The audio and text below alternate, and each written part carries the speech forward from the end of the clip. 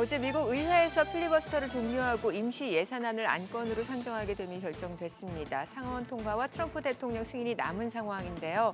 이에 역대 최장의 미국 연방정부 셧다운 종료가 임박했다라는 기대감에 뉴욕 증시 3대 지수 모두 강세를 나타냈습니다. 셧다운 장기화로 항공 관제사들이 결근하면서 항공편 취소와 지연이 계속되는 상황인데 트럼프 대통령이 압박에 나섰죠. 네, 트럼프 대통령은 SNS를 통해 결근하는 항공 관제사들의 급여를 깎겠다고 밝혔는데요. 항공 운항 차질로 인해 미국인은 물론 국가 경제에도 피해를 줬다는 논리입니다. 네, 게다가 셧다운 기간 무급임에도 쉬지 않고 출근한 관제사들에게는 1인당 1만 달러의 보너스 지급을 권고하겠다고 밝히기도 했습니다. 네, 셧다운 기간 급여가 지급되지 않다 보니 생계를 위해서 다른 일을 했던 경우도 있다고 하는데요. 네. 관제사들에게 항공 운항 정상화를 위해 즉시 복구를 촉구했습니다. 이제 셧다운 종료가 가까워졌음을 시사하는 내용이죠. 네, 앞서 말씀드린 대로 이제 완전 셧다운 해제가 결정되기까지는 아직까지 시간은 남아 있습니다만 앞으로의 절차를 빠르게 처리한 이후에 셧다운 해제를 조속하게 이뤄내지 않을까 싶기도 합니다. 지금 보시고 계신 머니쇼는 SBS BG앱과 유튜브에서 실시간 시청이 가능하고요. 국내 주식 정보 받아보실 분들은 카카오톡 채널 머니랩 추가하시기 바랍니다. 또 모든 투자 판단의 책임은 투자자분들께 있다는 점 알려드립니다. 그럼 글로벌 증시 상황부터 정리해볼까요? 최주연 아나운서 소식 전해주시죠. 바람잘 날 없던 시장에 드디어 호재가 나왔습니다. 그동안 시장을 짓누르던 셧다운 먹구름이 걷히면서 투자 심리가 완전히 살아났는데요. 특히 한동안 많이 빠졌던 기술주들이 상승장을 주도했습니다. 마감상 보면 다우지수가 0.81% 올랐고요. 특히 S&P 500 지수와 나스닥 지수가 각각 1.54%, 2.27% 오르면서 급등 마감했습니다. 이렇게 시장 분위기가 완전히 달라진 것은 조금 전에 언급했던 것처럼 셧다운이 사실상 종료 수순에 들어갔기 때문이죠. 드디어 셧다운 종료의 첫 관문이 통과되는데요. 일부 민주당 의원들이 장기간 셧다운이 이어지면서 전반적인 경제에 타격이 생기기 시작하자 상원 공화당의 협상안을 받아들이면서 셧다운 해제를 위한 절차 표결이 가결됐습니다. 물론 절차 표결 이후 앞으로 남은 절차들이 아직 많긴 한데요. 상원 본회의에서 통과하게 되면 하원은 집권 공화당이 다수당이기 때문에 최종적으로 승인이 될 것이라는 기대감은 높은 상황입니다. 실제로 트럼프 대통령도 조금 전 백악관에서 아주 빠르게 나라를 열게 될 것이라고 언급했는데요. 이를 보고 미 언론들은 이르면 며칠 내로 셧다운이 공식 종료될 것이라고 보고 있습니다. 셧다운이 해제될 것으로 보이면서 월가에서도 연말 랠리가 이어질 수 있다는 낙관론이 나오고 있습니다. 먼저 인터랙티브 브로커스는 셧다운이 종료된 이후에는 경제적인 위험이 뒤로 밀려나고 또 현재 계절성도 좋기 때문에 주가가 더욱 강세를 보일 것이라고 밝혔습니다. 또 모건 스탠리도 셧다운이 끝난 이후 유동성이 완화되고 소비도 다시 늘어날 수 있다면서 이번 셧다운은 일시적인 역풍에 불과하다고 말했습니다. 또 전문가들은 셧다운이 끝나면서 금리 인하 가능성도 커질 것으로 예상했는데요. 에버코어의 분석가는 데이터들을 12월 회의에 맞춰 나오면서 노동시장이 약화되고 있다는 인식이 유지될 것이기 때문에 금리 인하 가능성이 높아질 것이라고 분석했습니다. 다만 연준 내부에서는 계속 비둘기파와 매파가 싸우고 있습니다. 간밤 메리델리 샌프란시스코 연은 총재는 금리를 장기간 동결하는 실수를 저지르지 않도록 주의해야 한다면서 12월 금리 인하에 찬성하는 입장을 또다시 밝혔고요. 친 트럼프 인사인 스티븐 마이론 의사는 B컷 인하를 재차 촉구했습니다. 반대로 오늘 알베르토 무살렘 세인트루이스 연은 총재는 내년 1분기에 경제가 강력하게 회복될 것으로 보인다면서 연준위원들은 추가적인 금리 인하에 신중해야 한다고 강조했습니다. 이렇게 데이터들이 제대로 나오기 전까지는 연준위원들 간 의견이 계속 엇갈릴 것으로 보이기 때문에 조금 더 지켜볼 필요가 있겠습니다. 셧다운 사태가 마무리 수순에 들어가면서 단기적으로 커졌던 유동성 경색 우려가 완화되면서 비트코인 가격은 큰 폭으로 뛰었습니다. 지난주에 10만 달러 밑으로까지 떨어졌던 가격은 오늘 10만 6천 달러 부근까지 올랐고요. 업비트에서 원화로 현재 1억 5,600만 원대에서 거래되고 있습니다. 국채금리는 위험 선호 심리가 확산되면서 오늘 매도 우위 기록했는데요. 그래도 3년물 국채 입자 수요가 견조하게 나오면서 상승폭이 크진 않았습니다. 간밤 10년물 금리는 0.01%포인트, 2년물 금리가 0.03%포인트 상승했습니다. 오랜만에 금값은 탄력적으로 움직였습니다. 금 가격은 최근 안전자산보다 투기성 자산으로 여겨지고 있는데 시장 심리가 살아나다 보니 금값도 같이 올라간 것으로 보이고요. 또 중국이 12개월 연속으로 금을 매입한 것으로 알려진 것도 금 가격을 밀어 올렸습니다. 간밤 금 선물은 3% 가까이 오르면서 2주 만에 최고치까지 올랐습니다. 마지막으로 국제유가는 셧다운이 해제될 경우 소비가 살아나면서 원유 수요가 함께 늘어날 것으로 기대되자 상승했습니다. WTI와 브렌트는 각각 0.64%, 0.63% 올랐습니다. 지금까지 굿모닝 마켓이었습니다.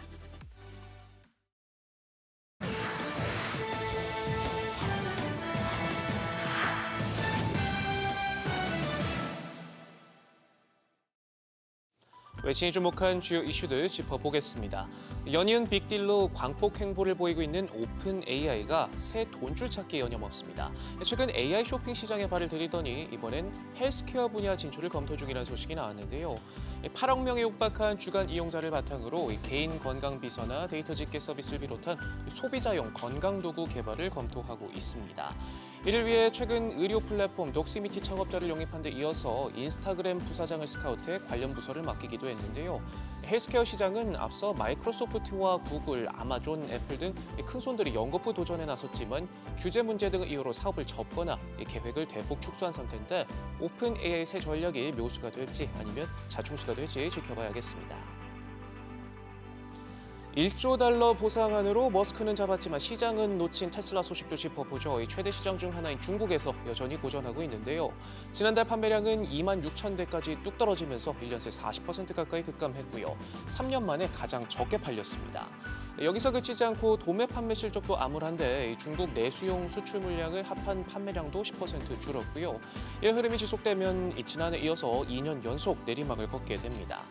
미래를 봐달라는 머스크의 말대로 테슬라는 AI와 로봇으로 무게중심을 옮기고 있다고는 하지만 당장 돈줄이 되는 전기차 판매가 부진하면서 고민이 깊을 수밖에 없고요. 엎친 데 덮친 격으로 핵심 멤버들까지 속속 회사를 떠나고 있습니다. 앞서 옵티머스를 책임졌던 밀란 코박과 머스크의 오른팔로도 알려진 오미드 아피셔가 회사를 떠난 데 이어서 이번엔 사이버 트럭을 총괄해온 시단트 아와스티, 또 회사에 8년간 몸담으며 모델 Y를 책임졌던 이메뉴엘 라마키아까지 짐을 싸면서 내후 외환에 시달리는 요즘입니다. 자동차 업계 소식 조금 더 짚어보죠. 일본 완성차 업체들은 트럼프 관세로 힘든 시간을 보냈습니다. 도요타와 혼다 등 7개사의 지난 4월에서 9월 순이익이 30% 가까이 급감했는데 이 가운데 닛산과 마스다, 미쓰비시는 적자의 늪에 빠져 허우적거리고 있습니다. 니혼게이자신문은 코로나 이후 5년 만에 처음으로 7개사 모두 순손익이 악화됐다면서 미국의 관세 조치로 인한 부정적 영향이 영업이익 기준으로 1조 5천억 원에 달했고 여기에 환율 이슈도 7천억 원가량의 마이너스 요인이 됐다고 짚었습니다. 최근 비트코인을 비롯한 가상자산 시장이 출렁이면서 한창 유행처럼 번졌던 이 코인 비축 기업들이 직격탄을 맞았습니다. 대표적으로 비트코인 비투로 유명한 스트래티지가 있는데 넉 달 전 우리 돈 190조 원에 육박했던 회사 시총은 현재 거의 반토막이 났습니다. 지난 한 달 새 비트코인 가격이 15% 미끄러지자 스트래티지의 주가는 배에 가까운 26% 빠졌고요. 스트래티지의 수익률을 2배로 추정하는 ETF는 50%나 폭락했습니다. 또 한창 서학개미 장바구니를 가득 채웠던 이더리움 비축 기업 비트마인 역시 한 달 새 30%, 바이오테크 기업에서 마찬가지로 이더리움 비축 회사로 변신한 이더질라도 20% 넘게 주가가 빠졌는데 그럼에도 불구하고 스트래티지의 수장인 셀러 CEO는 비트코인이 할인 중이라며 여전히 낙관적인 모습입니다. 트럼프 쇼크가 끝나간다는 파이낸셜 타임즈 기사도 살펴보죠. 투자자들이 예상하는 단기 달러화 변동성이 지난해 미국 대통령 선거 이전 수준으로 낮아졌다 짚었는데요. 이러한 배경으로 관세 합의와 더불어서 미국 경제가 예상보다 관세 충격을 잘 견뎌냈고 주요 중앙은행들이 금리 인하 사이클 종료 시점에 이른 점 등을 꼽았습니다. 도이체방크는 무역 긴장이 완화되고 이른바 자동 조정 모드에 들어간 재정 정책을 배경으로 지목하면서 달러화 예상 변동성의 급락은 트럼프 충격이 끝났다는 시장의 신호라고 분석했고요. 월가는 미국 예외주의가 끝났다는 말들이 많지만 올해 약세는 상승장 속의 조정일 뿐 우려했던 종말의 시작은 아니다라고 평가했습니다. 버크셔의 소유를 60년 넘게 이끌어온 워런 버핏이 CEO로서 발표하는 마지막 서한이 오늘 나왔습니다. 앞서 자리에서 물러나겠다 밝히고 처음 공개하는 메시지라 더욱 눈길을 끌었는데 버핏은 이제 조용히 물러나 있겠다며 후계자인 그렉 아벨에 대한 무한 지지를 나타냈습니다. 자신의 부재로 인한 주주들의 불안감을 달래려 애쓰는 모습인데 신뢰가 쌓일 때까지 회사 주식을 계속 들고 있겠다 말하기도 했고요. 200조 원에 육박한 재산도 자녀들의 재단에 기부하는 속도를 높이겠다 밝히는 등 버크셔뿐만 아니라 투자와 인생 전반에 대한 메시지도 잊지 않았습니다. 이제 법 필요 없는 버크셔의 시대가 열립니다. 그의 투자 철학은 여전히 교과서에 남겠지만 시장은 인간 워런 버핏이 가진 직관과 통찰 그리고 신뢰의 무게를 후계자가 대체하기 어렵다고 보고 있는데요. 후계자 그렉 아벨의 투자 방식들이 얼마나 버핏의 감각을 재현할 수 있을지가 앞으로의 관전 포인트가 되겠습니다. 지금까지 글로벌 비즈였습니다. 어제장에서 이슈가 있었던 업종 살펴보는 기업 이슈 시간입니다. 엔비디아가 TSMC에 웨이퍼 추가 공급을 요청했다는 소식이 들려오면서 AI 버블론에 대한 우려가 일부 완화됐습니다. 덕분에 국내 반도체 대형주도 반등에 성공했는데요. 젠슨왕 CEO는 지난 8일 대만 TSMC의 체육대회에 참석해 TSMC 웨이퍼를 추가로 주문했다고 밝혔습니다. 젠슨왕은 엔비디아는 GPU를 생산하지만 CPU와 네트워크 장비, 스위치도 만들기 때문에 블랙웰과 관련한 칩이 매우 많다면서 웨이퍼 수요도 늘어나고 있다고 말했습니다. 아울러 SK하이닉스, 삼성전자, 마이크론이 우리를 지원하기 위해 생산 능력을 엄청나게 확대했다며 엔비디아는 메모리 제조사 3곳에서 가장 진보된 칩의 샘플을 받았다고 발언했습니다. 어제 관련된 언급으로 반도체 대표주들 전반적으로 분위기가 좋았는데요. 대표적인 종목들 살펴보면 DB하이텍이 15%대, 미래반도체도 4% 넘는 상승률을 보였고 특히나 SK하이닉스 4%, 삼성전자도 2%대 오르면서 각각 60만 닉스와 10만 전자를 다시 탈환하는 모습이었습니다. 정유업계가 올해 3분기 흑자 전환에 성공했다는 소식이 전해지면서 관련주가 강세를 보였습니다. 대표적으로 GS는 올해 3분기 매출액 6조 5,359억 원, 영업이익은 8,706억 원을 기록했다고 밝혔습니다.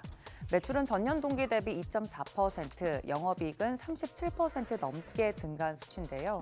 S-오일과 SK이노베이션도 3분기 실적 개선으로 나란히 흑자를 전환했습니다.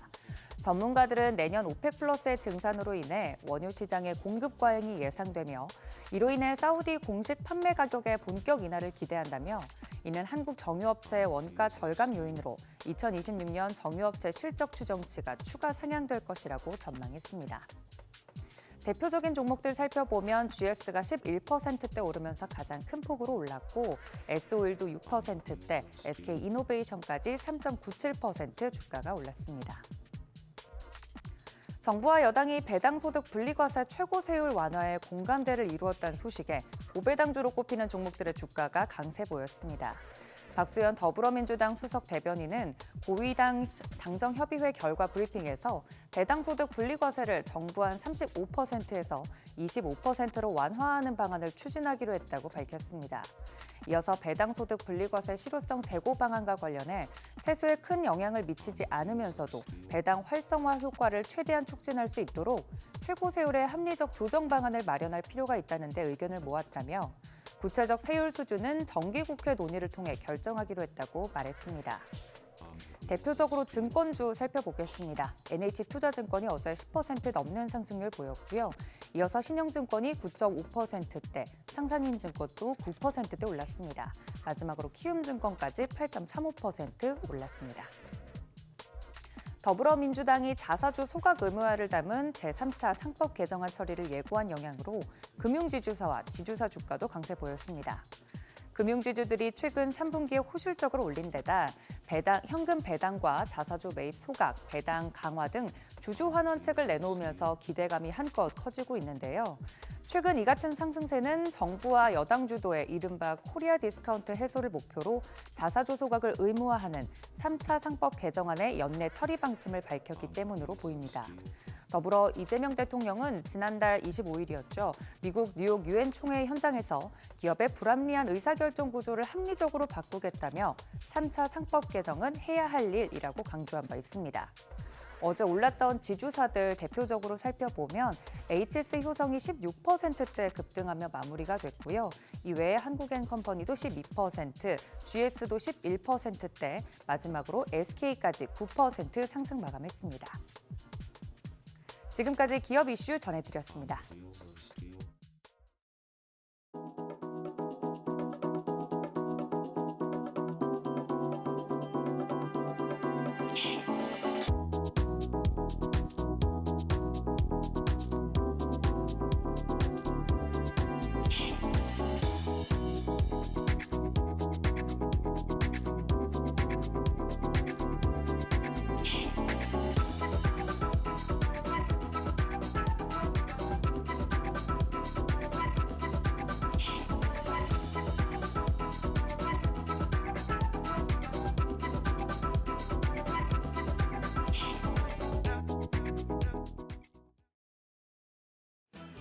롤러코스터를 타는 시장입니다. 4천선을 내주며 검은 금요일을 겪었던 국내 증시가 어제는 급반등하며 4천선 회복에 성공했습니다. 코스피를 살린 건 두 가지 이슈였죠. 미국 셧다운 해제에 대한 기대감, 그리고 배당 소득 최고세율 완화 소식, 이 두 가지 호재가 지수를 끌어올렸습니다. 최근에 우리 시장 뉴스 하나에도 일희일비하며 변동성이 큰 모습을 나타냈었는데요. 어제를 기점으로 점차 안정세를 되찾는 건지 오늘장 출발 상황도 지켜보셔야겠습니다. 전 거래를 복귀하면서 오늘장 투자 포인트 체크하시죠. 코스피가 어제 3% 넘게 급반등하면서 4,073선, 코스닥도 1.3% 올라서 888선에 장을 마쳤습니다. 앞서 말씀드렸던 두 가지 호재에 은행과 금융주 중심으로 시세가 나오면서 양 지수 모두 상승했습니다. 수급적인 면에서 기관들이 강한 사자 포지션을 취하며 급등을 주도했습니다. 유가증권 시장에서 기관 1조 3천억 원 넘는 매수 우위를 보였습니다. 반면 외국인 투자자들은 1,600억 원 가까이 팔아냈는데요. 외국인 순매도 규모가 점차 줄고 있긴 하지만 어제까지 외국인 6거래일 연속 팔자 포지션 취했습니다. 개인들도 1조 1,200억 원 가까이 팔아냈습니다. 코스닥 시장에서도 기관들은 660억 원 순매수에 나섰습니다. 반면 외국인이 292억 원 외도 우위였고 개인들도 375억 원 팔자 포지션 취했습니다. 코스피 시총 상위단은 일제히 상승했습니다. 삼성전자가 2.7% 올라서 10만 전자 회복했고 SK하이닉스도 4.5% 상승해서 60만 닉스로 올라섰습니다. 여기에 현대차와 두산에너빌리티, 한화에어로스페이스, KB금융 등 자동차와 소방원, 금융 대표주들 전반적으로 강세였습니다. 코스닥 시총 상위 10개 종목은 흐름이 엇갈렸습니다. 2차 전지 대표주들이 반등에 성공했고 HLB와 파마리서치가 상승했지만 알테오젠과 ABL바이오 등 일부 제약바이오 대표주는 약세에 이어졌습니다. 1,460원 선까지 뚫렸던 환율이 어제는 하락했습니다. 정규장 마감 시간 달러 기준 5원 50전 내린 1,451원 40전에 거래를 마쳤습니다. 미국 행정부의 셧다운 해제가 임박했다는 소식에 위험 회피 심리가 완화된 영향이었는데요. 야간 거래에서는 기대와 달리 낙폭을 축소하면서 다시 1,450원대 중반으로 올라섰습니다. 위험 선호에 힘이 더해졌지만 달러 역시 하방 지지력이 단단해지면서 원화 가치가 약해진 겁니다. NDF에서 달러원 1개월물은 오늘 새벽 6시 기준 1,457원을 기록했는데요.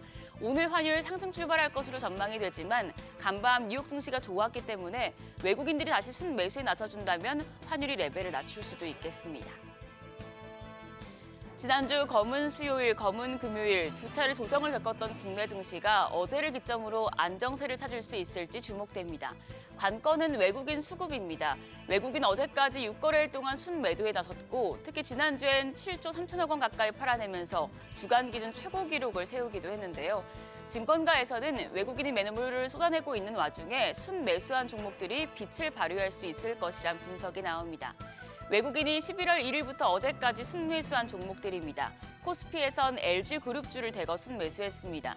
LG CNS가 순매수 1위였고 LG 이노텍과 LG화학 쪽에서도 매수세가 몰렸습니다.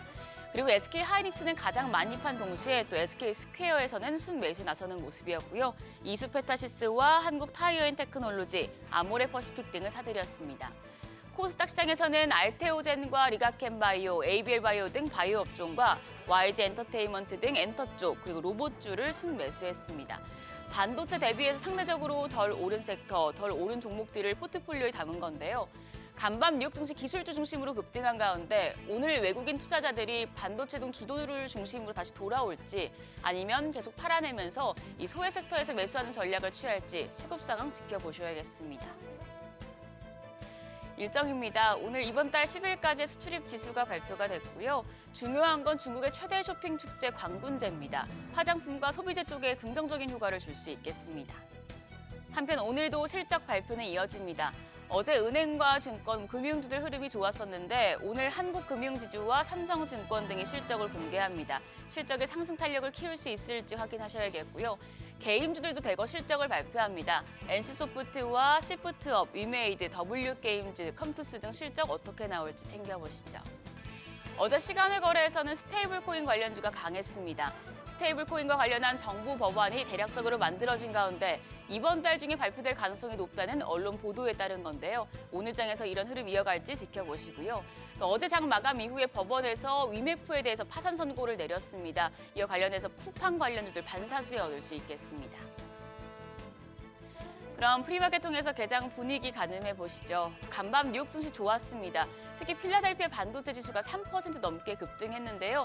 일단 국내 증시 프리마켓에서 이 부분 반영하는 모습입니다. 반도체 투톱이 급등합니다. 삼성전자가 2% 넘게 상승하며 10만 2,700원. SK하이닉스가 3.5% 추가적인 오름세 보여주고 있습니다. 거래가 62만 7천 원이고요. LG에너지솔루션이 1.5% 강세로 47만 2천 원. 삼성 바이오로직스 거래 정지고요. 현대차가 0.7% 오름세로 27만 2,500원. 두산 에너빌리티가 1.1% 강세 이어갑니다. 프리마켓에서는 8만 500원에 거래되고 있습니다. 코스닥 1위부터 6위까지도 살펴보시죠. 펩트론 제외하고 나머지 종목들은 강세입니다. 알테오젠이 1% 가까이 오르면서 52만 7천 원. 에코프로비엠이 1.2% 강세로 15만 5,700원, 레인보 로보틱스가 2.2% 반등합니다. 거래가 41만 3,500원으로 집계되고 있고요. 펩트론은 2.9% 약세입니다. 27만 원, HLB가 0.6% 오름세 이어가면서 4만 9,250원, ABL 바이오도 0.6% 반등하고 있습니다. 거래가 10만 1,100원으로 집계됩니다. 뉴욕 증시 강세 흐름 이어받으면서 오늘 국내 증시 오늘 역시도 강세 보여줄지 주목되고 있는데요. 오늘은 외국인이 돌아와 줄 수 있을지 그리고 환율이 좀 진정될지 체크하셔야겠습니다. 지금까지 어제장 오늘장이었습니다.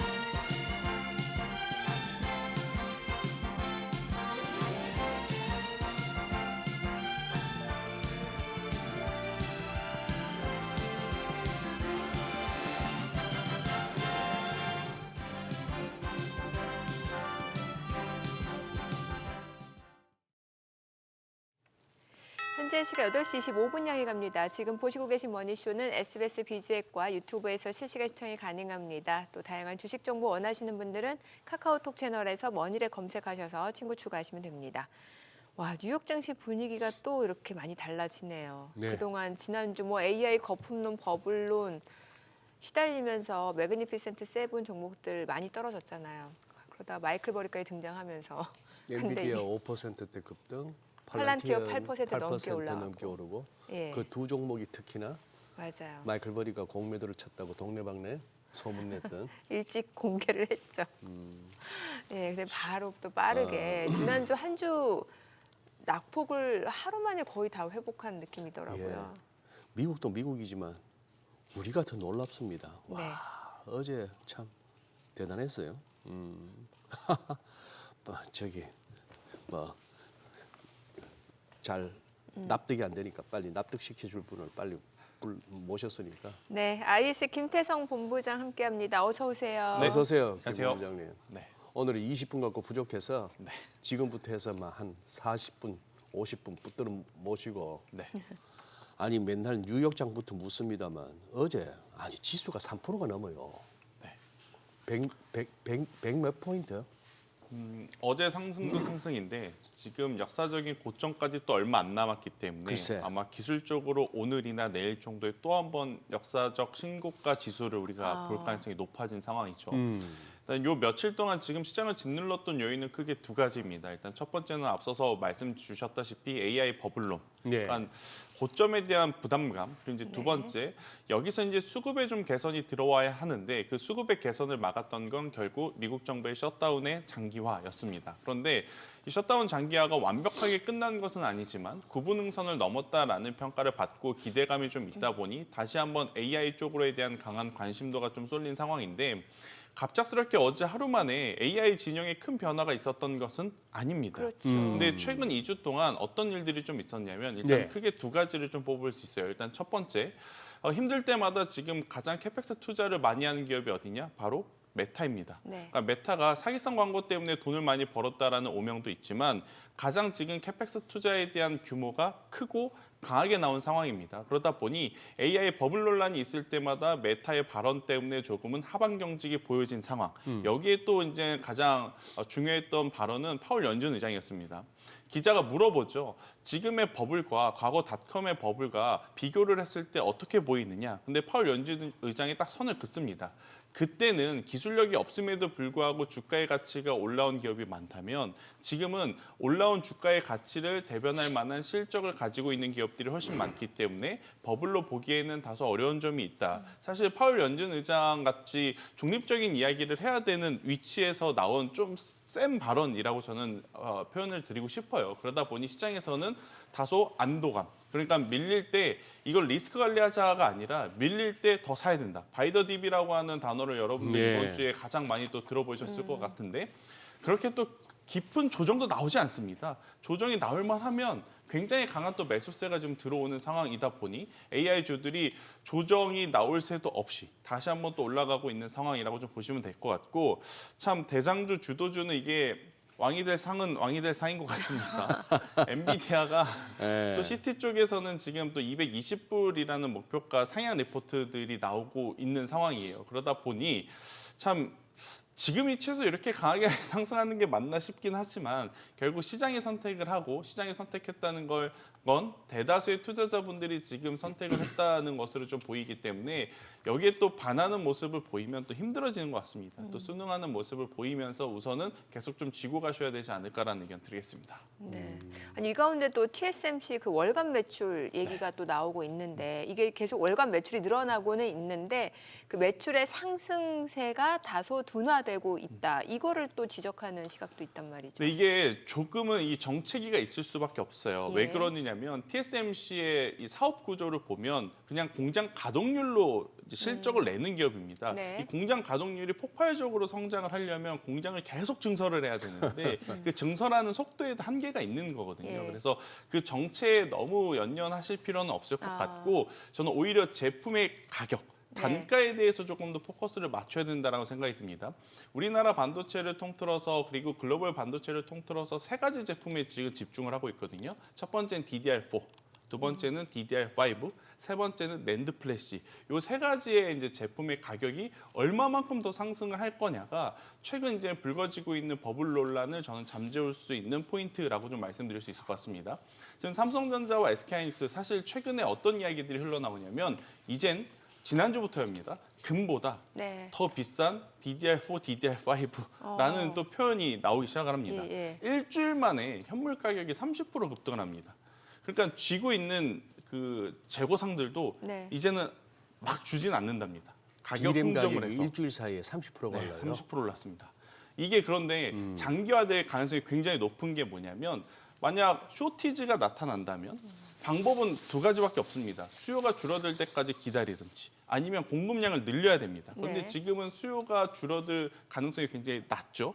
그러면 공급량을 늘리면 되는 것 아니야라고 생각을 하실 수는 있는데 이 공급량 늘리는 게 생각보다 쉽지 않습니다. 체크를 해보니까 일단 지금 SK하이닉스는 이보다 더 고부가 가치 제품인 HBM을 생산을 하기 위해서 DDR4, DDR5 가격이 아무리 좋다 하더라도 HBM 라인을 디램으로 공정 이전을 좀 하기에는 좀 어렵다라는 평가를 받고 있고 삼성전자도 지금 상황에서 캐펙스 투자를 하거나 아니면 공장 증설을 더 하지 않는 이상 최대 가동률을 지금 돌리고 있는 상황이다 보니 쇼티지 현상을 해소가 되려면 시간이 좀 필요한 거예요.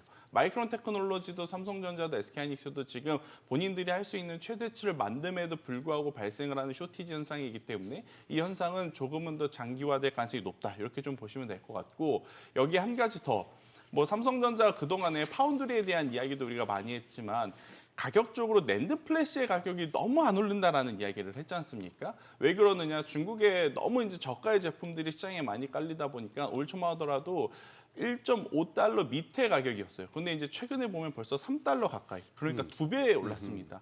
그러니까 많이 어떻게 보면 기대하지 않았던 낸드 플래시의 가격까지도 지금 벌써 더블이 된 상황이다 보니 다가오는 4분기 적어도 내년 1분기, 2분기까지 반도체 IT 기업들에 대한 실적은 우리가 충분히 기대해봐도 괜찮지 않겠느냐라는 분위기가 형성이 되다 보니까 많이 빠지지도 않고 오히려 21선 밑으로 내려오게 되면 순식간에 아랫꼬리가 확 붙는 좀 매수세가 들어오는 이유이기도 지금 한 상황이라 반도체 IT 같은 경우에는 사실 없으신 분들이 신규 매수하기엔 어려운 거 저도 공감을 합니다. 하지만 이제 가지고 계신 분들 같은 경우에는 빠르게 지금 매도하실 필요는 없지 않겠는가라는 정리를 드려보도록 하겠습니다. 지금 좀 전에 금보다 비싼 DDR4라고 말씀 주셨는데 아니 그래도 금값도 지금 다시 4,000달러, 온스당 4,000달러를 넘어서고 네. 지금 다시 또 최고치를 경신할 거다 이런 전망이 많이 나오잖아요. 금값은 어떻게 보세요? 일단은 미국과 중국이 일정 부분 예. 잘 협의가 좀 된 상황으로 보여지기 때문에 관세 관련해서요? 그렇죠. 그동안에 이제 금의 가격이 천정부지로 솟았던 건 미국도 중국도 금을 쓸어 담았기 때문에 네. 혹시 모를 만일의 사태를 대비해서 그래서 이제 올해 상반기보다는 아마 금을 매입하는 속도에 대한 부분이 조금은 다소 정체가 될 가능성이 높지 않을까라는 생각이 들어서요. 금 가격이 떨어진다라고 말씀드리는 것이 아니라 올해 2분기, 3분기에 보여줬던 상승 속도를 내기에는 조금은 더 이제 지켜볼 필요는 있다 생각이 들고 있고 사실 오르기 전에 사는 게 좋은데 또 오르고 나면 많은 개인 투자자분들이 붙기 시작을 하거든요. 벌써 이제 금 시세가 이제 올라간다라는 것을 이야기를 듣고 또 많은 개인 투자자분들이 지금 막 적극적으로 이제 사려고 하는 그때이기 때문에 BG 시청자분들 같은 경우에는 이럴 때 조금은 이제 한 템포 좀 숨을 고르셨다가 객관적으로 또 판단을 하고 그 다음을 좀 고민을 해 보셨으면 저는 좋겠다는 이야기를 드리겠습니다. 어제 우리 급등세가 네. 뭐 미국 나스닥 선물이 오른다, 미국의 셧다운이 뭔가 해소될 기미가 보인다 이런 것 때문이었어요. 아니면은 우리 자체적인 수급의 힘, 외국인은 여전히 안 샀지 않습니까? 그렇죠. 뭐 선물 갖고 이렇게 플레이하는 거는 여전합니다만, 뭐 연기금 포함한 기관 쪽에서 다 이렇게 개인 매물 다 받아내고 네. 여기서 그러면서도 이렇게 엄청난 지수 3%대 그리고 상승 종목이 뭐 거래소 코스닥 할 것 없이 한 3천 개 넘었잖아요. 그렇죠. 그러니까 어제의 상승 같은 경우에는 그러니까 두 가지 요인이 좀 있을 수 있을 것 네네. 같아요. 그러니까 지난주에 이제 시장이 크게 큰 폭으로 변동성을 보일 때 네. 여러 가지 이야기들이 나왔지만 또 나왔었던 이야기들 중에 지금 바스켓으로 담은 기관 투자자분들도 일정 부분 리밸런싱을 통한 매도를 좀 해야 되지 않느냐라는 이야기들이 좀 있었어요. 예. 그런데 이제 연기금에서 오히려 주식 비중을 더 담겠다라는 내용이 좀 있었던 게 저는 첫 번째 주요 포인트라고 좀 보여지고 있고 두 번째 같은 경우에는 어제 장중에 결국에 이제 셧다운에 대한 우리나라 본장 시작하기 직전에 셧다운이 해결될 가능성이 높다는 그러니까 뉴스 코멘트들이 막 줄을 이어서 올라오다 보니까 거기에 먼저 좀 반응을 한 그런 흐름이라고 좀 보시면 될 것 같고 그래서 아마 오늘은 여러분들이 생각한 것만큼 추가적인 상승세가 조금은 약할 수 있다. 어제 우리나라 시장이 좀 먼저 움직였기 때문에 오늘 같은 경우에는 조금은 더 이제 좀 지켜보셔야 될 것 같은데 가장 중요한 포인트는 저는 원달러 환율이라고 보여집니다. 사실 절대 가격으로 보면 이건 말도 안 되는 수치거든요. 네. 이 정도 원달러 환율인데도 지금 코스피 지수가 이 정도 유지를 하고 있다. 이건 사실 굉장히 주식을 오래 하신 분들은 다들 이해가 안 가실 수밖에 없는 현재의 흐름이긴 한데 우선 원달러 환율이 최근에 계속해서 지금 부담이 된 이유는 첫 번째로는 미중 관세라든지 여러 가지 지정학적 리스크가 아직 해소가 안 됐고 예. 여기에 셧다운의 장기화였기 때문이라고 우리가 애써 애둘러 이유를 좀 가져다 붙였지 않습니까? 그런데 이 두 가지들이 모두 깔끔하게 지금 해결이 되어가고 있는 상황인 오늘 만약 그럼에도 불구하고 원달러 환율이 제자리로 좀 소폭 내려오지 못한다라고 하면 또 우리나라 증시 같은 경우에는 외국인들의 매도세가 조금은 시장에 굉장히 좀 부담스러운 요인으로 작용할 가능성이 있지 않겠나. 그래서 이 부분을 좀 체크는 하셔야 된다라는 의견을 한번 드리고 싶습니다. 지금 어제 이제 네. 어제하고 그저께부터 사실 살살 이제 말이 돌았던 게 네. 국민연금이 소위 말하는 전술적 자산 배분 그 재량권을 갖다가 활용해서 한 2% 정도 더 국내 주식을 매입하면은 한 30조 원 정도의 추가 실탄이 확보된다. 네. 이 뉴스가 이제 모 매체의 단독 보도로 이제 잘 나왔어요. 그게 국민연금의 공식 발표나 이런 게 있었나요? 아니면 그냥 그 보도로 인해서 지금 만들어진 확대 재생산입니까? 그건 아니었고요. 그러니까 공식적인 보도는 아니었고 대신에 그 뉴스가 나오고 어제 종가로 제가 여러 가지 기업들을 좀 돌려봤는데 네. 실제로 기관 수급이 많이 들어온 종목군들 중에 네. 연기금의 매수세가 들어온 종목군들이 꽤 많았습니다. 그래요. 그래서 그 연속성이 만약 오늘과 내일까지 이어진다라고 하면 아무래도 이제 계속 좀 포트폴리오의 비중을 좀 늘리고 있다는 것은 우리가 예측해 볼 수 있지 않을까 이렇게 설명을 드리고 싶습니다. 그런 거는 공식적으로 국민연금에서 밝히거나 밝혀야 하는 내용은 아닌가요? 요 부분은 저도 한번 확인을 해보겠습니다. 글쎄. 네. 근데 아마 그동안에 뭐 주식 비중 몇 프로를 늘리겠다고 공식적으로 이야기한 것은 제 기억에는 없어가지고 네. 요 부분은 저도 한번 체크를 좀 해서 말씀을 다음 주에 한번 드려보도록 하겠습니다. 그 상당히 중요한 내용인데 그렇죠. 30조 정도가 더 그러면 국민연금이 살 수가 있다. 네.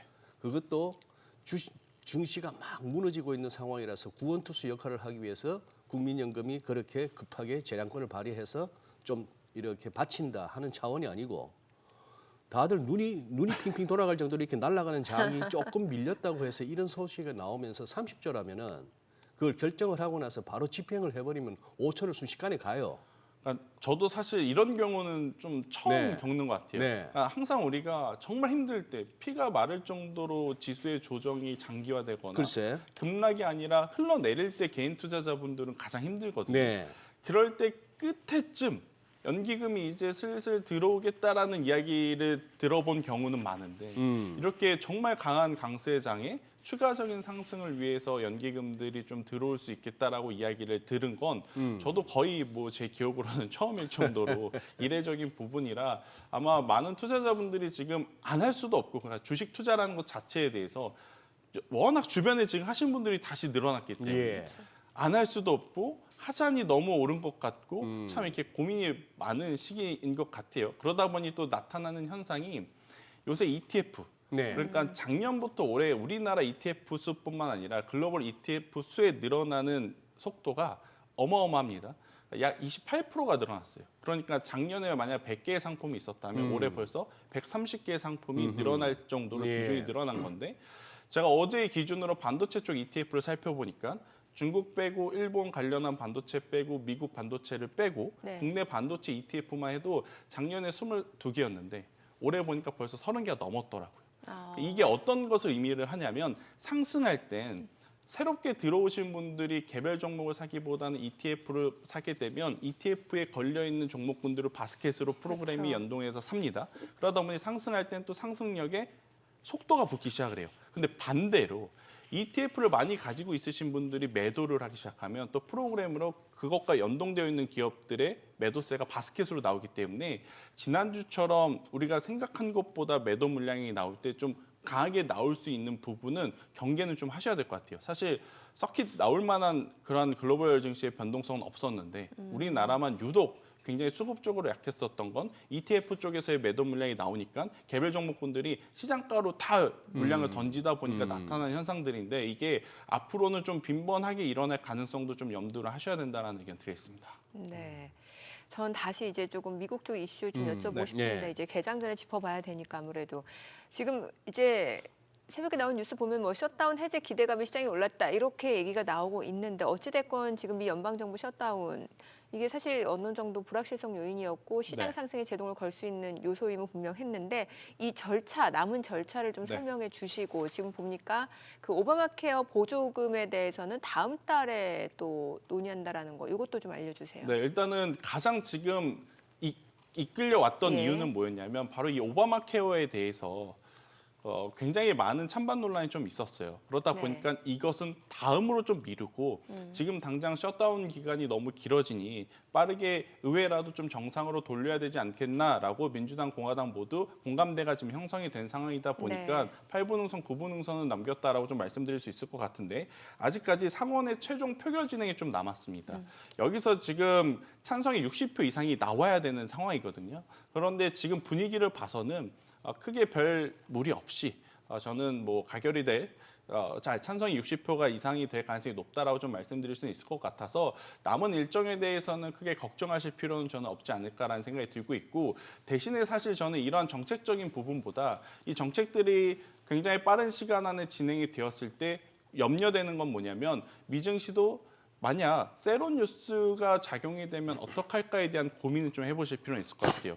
오히려. 그렇죠. 그러니까 지금 셧다운이 어떻게 보면 지금 치트키처럼 우리가 인식이 되고 있어요. 셧다운이 해제가 되면 예, 뭔가 예. 시장에 엄청난 자금이 들어옴에 있어서 꺼리감이 없겠다라고 생각을 하는데 그런 거 없습니다. 그런 거 없음에도 불구하고 지금 셧다운이 해결되면 뭔가 우리가 모르는 호재성 뉴스가 더 나올 수 있지 않을까라는 기대감을 갖고 있지만 그래요. 저는 지금 TJ 잔고 얘기도 많이 나왔잖아요. 일단 현실적으로는 그 자금이 갑작스럽게 시장에 들어오기에는 저는 조금은 어렵다라고 좀 보여주고 있어서 새로운 자금들이 그래서 저는 셧다운에 대해서 너무 의미 부여를 하실 필요는 없을 것 같고 더 중요한 거는 이제 우리가 그동안에 보지 못했던 지표들을 이제 한 번에 볼 수 있다라는 건데 네. 과거 지나간 지표는 볼 수는 없습니다. 하지만 예. 민간 고용 지표를 이제 떠나서 정식적으로 공식적으로 지금 보이는 물가 지표라든지 고용 지표를 지금 보면서 또 금리에 대한 이야기를 지금 할 가능성이 높다 보니 거기에 조금 더 포커스를 두고 저는 투자 전략을 세우는 게 더 맞지 않겠나라는 의견을 드려보도록 하겠습니다. 그러니 이제 미국도 예를 들어서 이제 막상 셧다운 해제가 됐을 때 그때 가서 뭐 장이 뭐 오르고 내리고 간에 그때 가서는 또 이제 셧다운 얘기를 안 할 수도 있어요. 그렇죠. 어제 같은 날 이제 뉴욕에서 제일 그냥 장 끝나고 나서 한 줄로 요약해봐 하면은 뭐 셧다운 해제 기대감 뭐 이런 식으로 해서 이제 그 급등세를 설명을 하는데 셧다운을 뭐 몰랐던 것도 아니고 그러니까요. 셧다운이 계속될 거라고 생각한 사람도 없을 거고 그렇죠. 그냥 뭐 역사상 최장 기간 해봐야 며칠 더 연장됐을 뿐인데 이게 그냥 지금 미국이나 우리나 할 것 없이 한번 꼭지 이렇게 단기 고점에서 한번 크게 한번 출렁거림 중에 왔다 갔다에 우리가 너무 의미 부여하고 있는 건 아닌가 싶기도 해가지고. 저도 이제 그 부분이 가장 큰 걱정인 거예요. 이게 네. 셧다운이라는 게 예. 몰랐었던 돌발 변수도 아니었고 네. 지금 계속해서 이어지고 왔고 예. 과거에 트럼프 1기 때 패턴을 보게 되면 셧다운이 해제가 되면 2거래일 올랐습니다. 하지만 그 3, 4거래일, 5거래일 뒤에는 다시 일정 부분의 좀 차익 물량이 나왔었던 것을 좀 감안을 하셔야 될 것 같아서 지금 너무 상승에 취해서 공격적인 투자 포트폴리오를 계속 유지하는 것도 저는 부담이다라고 말씀드리고 그럼 싶은데 어떻게 해야 된다는 거예요? 말씀드리고 싶은데 또 한편으론 결국 AI 데이터 센터에 대한 어떤 이 병목 현상들이 어디서 생기냐라고 했었을 때 전력 인프라에서 이제 생긴다는 말들이 많지 예, 않습니까? 예. 그러면 이 셧다운들이 해제가 되면 잠시 멈춰 있었던 이런 인프라 투자에 대한 이야기들이 또 가속도를 또 붙을 수 있겠다라는 생각이 들다 보니까 지금 돌아가면서 순환매를 지금 나타내고 있어서 우선은 저는 테크주들이라든지 AI 관련주들을 가지고 계신 분들 같은 경우에는 다음 주까지는 꼭 가지고 가셔야 된다. 다음 주 어떤 일정이 있냐? 결국 엔비디아의 실적이 모든 방향성을 저는 말해줄 수 있지 않겠는가. 만약 실적 발표가 나왔을 때 두 가지입니다. 첫 번째는 결국 영업이익률, 마진율. 우리가 이제 70에서 73%로 지금 알고 있지 않습니까? 예. 이 수준에 여전히 높은 마진율을 내보이는지 아니면 HBM4를 통해서 더 높은 영업이익률을 보여주는지 이걸 한번 체크해야 될 것 같고요.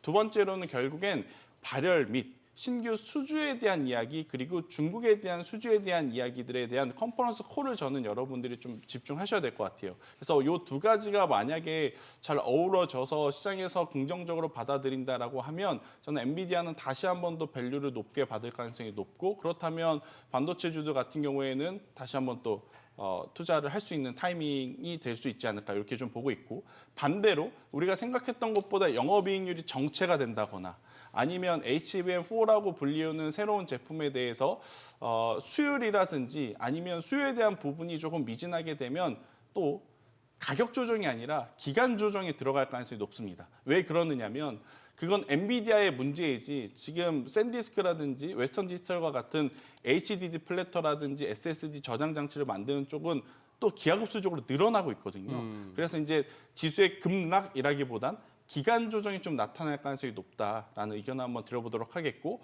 앞서 제가 말씀드린 샌디스크와 웨스턴 디지털 이야기 나왔으니까 좀 말씀을 드리고 싶은 네네. 게, 우리가 지금 AI 데이터 센터가 좀 많이 늘어나지 않습니까? 예. 이 AI 데이터 센터가 늘어나니까 거기에 데이터 센터 AI에 어떻게 보면 학습을 해야 되는 범용 HBM이 많이 필요했던 게 1차적인 스텝이었고, 이제는 여기서 학습한 걸 가지고 추론을 통해서 우리가 뽑아서 쓰기 시작을 하지 않습니까? 근데 여기서 이제 우리가 또 필요한 게 뭐냐라고 하면, 여기에 들어온 막대한 정보를 따로 백데이터, 저장을 해놔야 된다 그럽니다. 안 그러면 데이터 센터에 어떤 변수가 좀 발생이 돼서 오류가 생겼을 때 그것을 대체할 만한 백데이터가 없으면 굉장히 큰 사고로 이어지기 때문에, 그래서 AI 데이터 센터용 저장 장치가 필요한데, 지금 이걸 HDD 플래터라고 하는, 그러니까 일명 하드디스크 드라이브입니다. 그런 것들이 수요가 기하급수적으로 늘어나는 이유, 그리고 SSD라 그래서 우리 블랙박스 보시면 그 조그만 칩 있지 않습니까? 예, 예. 그걸 만드는 기업이 이제 샌디스크인데, 아하. 이거 저희가 보통 인터넷 플랫폼에서 주문하면 다음날 오는 플랫폼을 써도 예. 2주 뒤에 온답니다. 그 왜요? 정도로 쇼티지 현상이 나타난 지금 상황이라, 그런 기업들이 여전히 지금 남아있는 상황이라 지수의 급락보다는 아무래도 종목별 순환 장세가 좀 나타나지 않겠나라는 의견을 드려보도록 하겠습니다. 이제 뭐 100포인트는 가볍잖아요. 네. 코스닥을 얘기하는 사람들은 없습니다. 코스피만 얘기해요. 그렇죠. 외국인 수급도 선물 통한 플레이도 보면 코스피에 집중돼 있으니까. 그렇죠. 그런 상황에서 이게 4,073이고 어제 우리가 11월 4일 날 봤던 사상 최고치가 4,226. 100포인트 두 번도 필요 없네. 한 80포인트만 7, 80포인트 한 이틀만 올라도 이거는 최고치 경신이에요. 그렇죠. 경신인데 지금 분위기는 이러다가 이제 올라가 버리면은 이번 11월 들어서 초순 동안에 출렁출렁 하는 와중에 이제 담으신 분들은 그 담으신 분들보다도 이거 하면서 이렇게 이제 정리하신 분들만 허탈해지는 거죠. 그렇죠. 그런데 저는 허탈하실 필요는 없다고 생각합니다. 네. 이거 버틸 수 있는 사람보다 네. 버티지 못한 사람이 더 많기 때문에, 그러니까 일정 부분은 저는 인정할 건 인정하고 가야 된다 생각이 들어요. 인정할 건 그러니까 인정하고. 저는 줄이는 것도 좋은 선택이었다고 보여져요. 네. 이제 문제는 네. 이제 언제 어느 타이밍에 어떤 기준을 가지고 무엇을 담을 거냐. 네. 이제 이것을 집중을 해야겠죠. 어차피 이제 덜어낸 건 덜어낸 거니까. 근데 많은 투자자분들이 사실 이럴 때 포모 현상에 시달리다 보니까 굉장히 위험한 자리라는 걸 시간이 지나면 느끼지만 지금 당장은 또 못 느끼시는 분들이 많으신 것 같아요. 그러다 보니 고점에 매수를 하게 되는 경향들이 없지 않아 있는데, 저는 우선 최소한 21선 조정까지 받은 종목분들을 먼저 좀 챙겨보자. 예. 그러니까 반도체 IT도 지난주에 조정이 나왔을 때 제가 어떤 이야기들을 좀 드렸냐면, 삼성전자도 SK하이닉스도 누가 먼저 21선 밑으로 내려올지 모르겠지만 누가 먼저 내려오더라도 그 내려온 종목을 사는 게 지금은 가격적으로 혹은 매매 전략적으로 더 유리하다라는 이야기를 드렸거든요. 우선 기회는 삼성전자 쪽으로 먼저 왔습니다. 그래서 사신 분들 같은 경우에는 지금 또 굉장히 좋은 퍼포먼스를 보이겠지만, SK하이닉스는 기다리셨던 분들 허탈해 하시겠지만 지금 쫓아서 살 건 아니다. 대체 종목 저는 충분히 있다고 생각을 합니다. 만약 SK하이닉스를 이번에 21선 조정에 못 담으신 분들 같은 경우에는 저는 눈을 조금 빠르게 돌려서 유리기판 쪽을 보시는 게 맞다. 이 이야기를 드리고 싶어요. 왜 그러느냐면 결국엔 데이터 센터의 양이 늘어나고 양이 늘어나는 만큼 요구하는 스펙들이 지금 올라가지 않습니까? 예. 그러면 스펙이 올라가면 반도체 칩에 대한 사양도 올라갑니다. 그러니까 계속 8단, 12단에서 HBM4로 지금 넘어가는 상황이잖아요. 스펙이 올라가면 올라갈수록 뭐가 문제냐? 지금 발열이 문제인 상황. 그러니까 결국엔 마지막 끝단에서는 지금 실리콘 카바이드 계열의 어떤 이 기판 소재보다는 유리 기판 쪽으로 넘어갈 가능성이 가장 현실적으로 높은 상황이라, 저는 그래도 지금 상황에서 상대적으로 덜 올랐지만 앞으로 올라갈 수 있는 폭 자체가 많이 남아있는 쪽을 보고 있노라면 저는 유리 기판 쪽을 저는 지금 위치에서 한번 관심을 가져보는 게 맞다. 지금 미국도 보면 대표적으로 액침 액체 냉각 관련 기업인 버티볼딩스라고 하는 기업이 실제 작년부터 올해 굉장히 좋은 실적을 내보이면서 주가의 퍼포먼스도 잘 보이고 있거든요. 근데 사실은 액침 액체 냉각보다도 지금 현재 기판에 대한 발열을 잡으려면은 유리 기판이 가장 완성도가 높고, 그러니까 완성도가 높다라는 게 기술적인 부분도 있겠지만 아무래도 단가적인 부분도 액체 냉각보다 훨씬 더 합리적인 가격선에서 지금 제어를 할 수 있다고 알려져 있기 때문에 저는 오히려 여러분들이 만약 반도체 IT 투탑을 보고 계셨는데 SK하이닉스 내가 저때 샀어야 되는데 이러지 마시고 SK하이닉스가 저렇게 간다면 따라 올라갈 기업들 중에 저는 유리기판 쪽을 바라보시는 것도 괜찮다. 대표적으로 뭐 삼성전기, SKC 이걸 말하고 싶은 건 아니고요. 이들은 이미 여러분들이 알고 있기 때문에 뭐 JNTC라든지 필옵틱스와 같은 장비 쪽을 한번 보시는 것도 나쁘지 않다. 이렇게 좀 설명을 드리겠고 또 추가적으로 이야기를 드리면 지금 HBM4 그리고 앞으로 이제 또 새로운 HBM이 나올 때 가장 중요한 건 얼만큼 더 잘 쌓을 거냐의 싸움이지 않습니까? 네. 이 잘 쌓으려면 기본 조건이 뭐가 돼야 되냐면 발열에도 강해야 되지만 누가 더 미세하게 평탄도를 잘 잡아주느냐도 문제거든요. 이걸 이제 장비를 펠리클 장비라고 보통 하는데 지금 EUV 펠리클 장비 우리나라 내재화한 기업 국산화한 상황은 아닙니다. 그러면 만약 장비 쪽에서 본다 했었을 때 아직 국산화하지 못했지만 앞으로 국산화할 수 있는 가능성이 높다면 이쪽도 접근 가능 분야가 되겠죠. 그러니까 저는 충분히 이쪽은 삼성전자가 SNS텍과 FST라고 하는 기업과 작년부터 지분을 섞어서 같이 공동 개발을 하고 있어요. 그래서 아직 덜 오른 쪽에서 충분히 올라갈 수 있는 반도체 기술력을 가지고 있는 장비주들이 많으니 저는 너무 성급하게 삼성전자만 SK하이닉스만 바라보는 것도 다소 좀 위험할 수 있겠다라는 의견 드려보도록 하겠습니다. 네, 지금 시각 8시 53분 향해 갑니다. 오늘 양시장 호가 상황 좀 체크해 보겠습니다. 먼저 코스피 예상 체결지수부터 확인해 볼게요. 오늘 1%가량 상승 출발 예상됩니다. 지금 4,113으로 집계되고 있고요. 코스닥도 0.5% 상승 예상됩니다. 892포인트 나타나고 있죠. 시가총액 상위 종목 예상가 보겠습니다. 삼성전자 오늘 1.3% 상승 예상됩니다. 지금 호가는 10만 2천 원, SK하이닉스 3% 강세 예상되죠. 지금 예상 체결가 62만 5천 원이고 LG 에너지솔루션도 0.9% 상승 예상됩니다. 삼성전자 우선주도 1% 오름세 예상되고요. 현대차도 0.7% 상승 예상됩니다. 지금 호가 27만 2,500원, 두산 에너빌리티 보합 예상되고 있고요. 한화 에어로스페이스, KB금융, HD현대 중공업 모두 상승 출발 예상되고 있고요. 코스닥 시가총액 상위 종목 예상가도 보겠습니다. 알테오젠 오늘 0.7% 상승 예상됩니다. 지금 호가는 52만 6천 원, 에코프로비엠, 에코프로도 모두 상승 출발 예상되고요. 레인보로보틱스 1.98% 오름세가 예상됩니다. 지금 호가는 41만 2,500원, HLB 보합 예상되고 있고요. 리가캔바이오 보합권 예상됩니다. 지금 펩트론이 2%가량 하락 출발 예상되고 있고요. 호가는 27만 1천 원. 파마리서치가 2.5% 상승 예상됩니다. 예상가 50만 8천 원이고 삼천당제약도 상승 출발 예상되고 있습니다.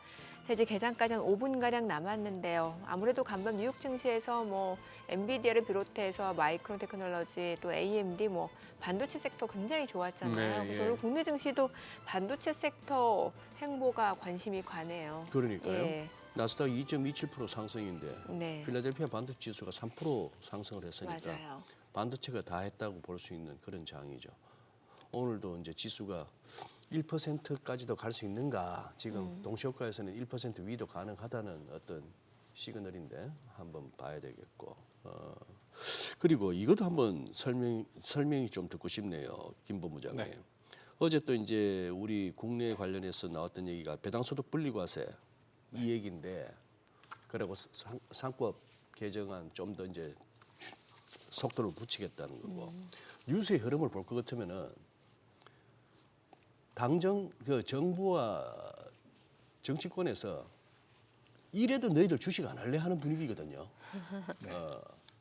아마 그건 소장님뿐만 아니라 예, 이래도 많은 주식 안 할래. 분들이 느끼셨을 것 글쎄. 같습니다. 저도 어제 예. 이거는 너무 대놓고 좀 종용하는 거 아닌가라는 생각이 들 정도로 이랬던 적이 과거에 있었나 글쎄. 싶은 생각이 들게끔 이게 너무 한쪽으로 좀 편중이 된 이야기들이 많더라고요. 그래요. 그동안에는 이제 부동산에 대한 이야기가 좀 줄을 이뤘다면 최근에는 이 금융자산에 대한 관심도가 높아진 상황이 있고 이걸 정부 차원에서 계속 유도를 조금 과하게 예, 한다라는 느낌이 없지 않아 있긴 있는데 우선은 그래도 증시를 하시는 분들에게는 환경 자체가 좋아지는 것은 맞습니다. 물론 좋아지는 주식하시는 것은- 분들한테는 반가운 소식이죠. 그렇죠, 맞죠. 돈 벌리니까. 네, 왜냐하면 이제 기존에 만약 뉴딜세율까지 감안을 하게 된다면 거의 50% 가까운 부분은 이제 세금으로 뱉어냈어야 되는데, 배당에. 네, 이렇게 되면 배당 분리과세를 통해서 이제 만약 징수가 된다 하더라도 25% 한도를 이제 정했기 때문에 하지만 한 가지 여러분들이 알고 계셔야 되는 건 협의 중,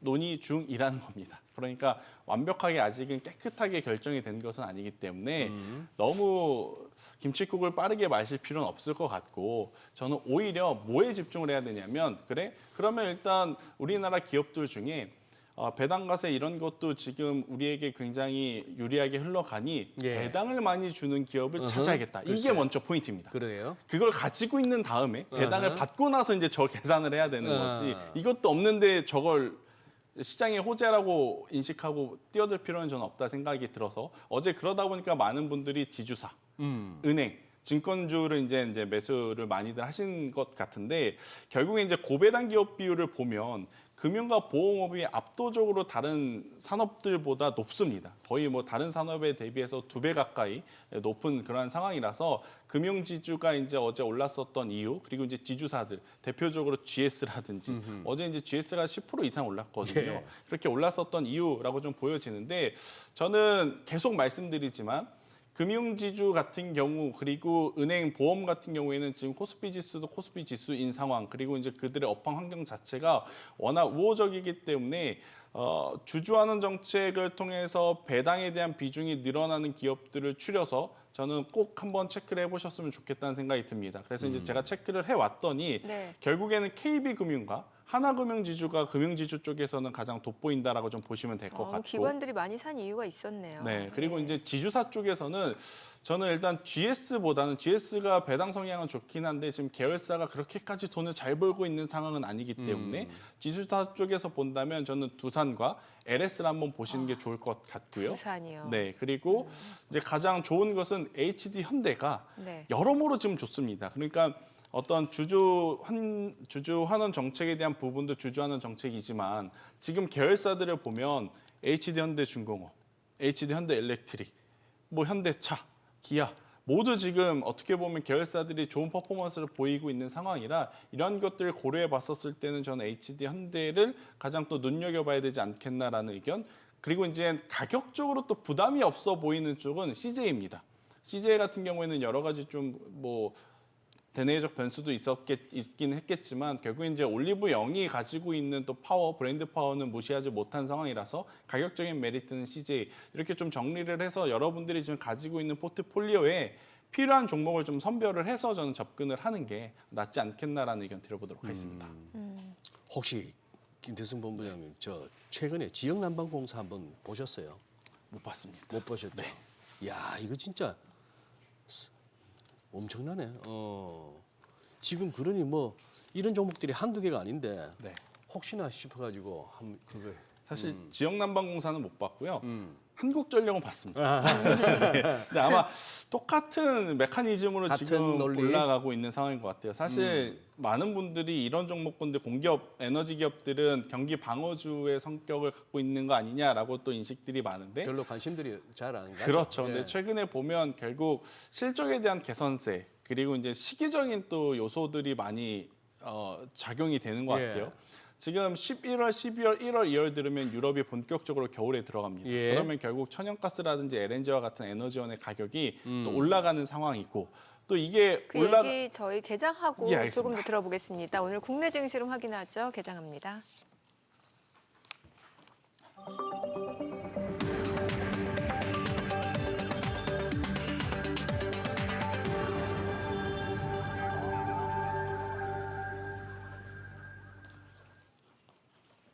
네, 11월 11일 화요일 국내 증시 개장했습니다. 간밤 뉴욕 증시 나스닥 많이 올랐습니다.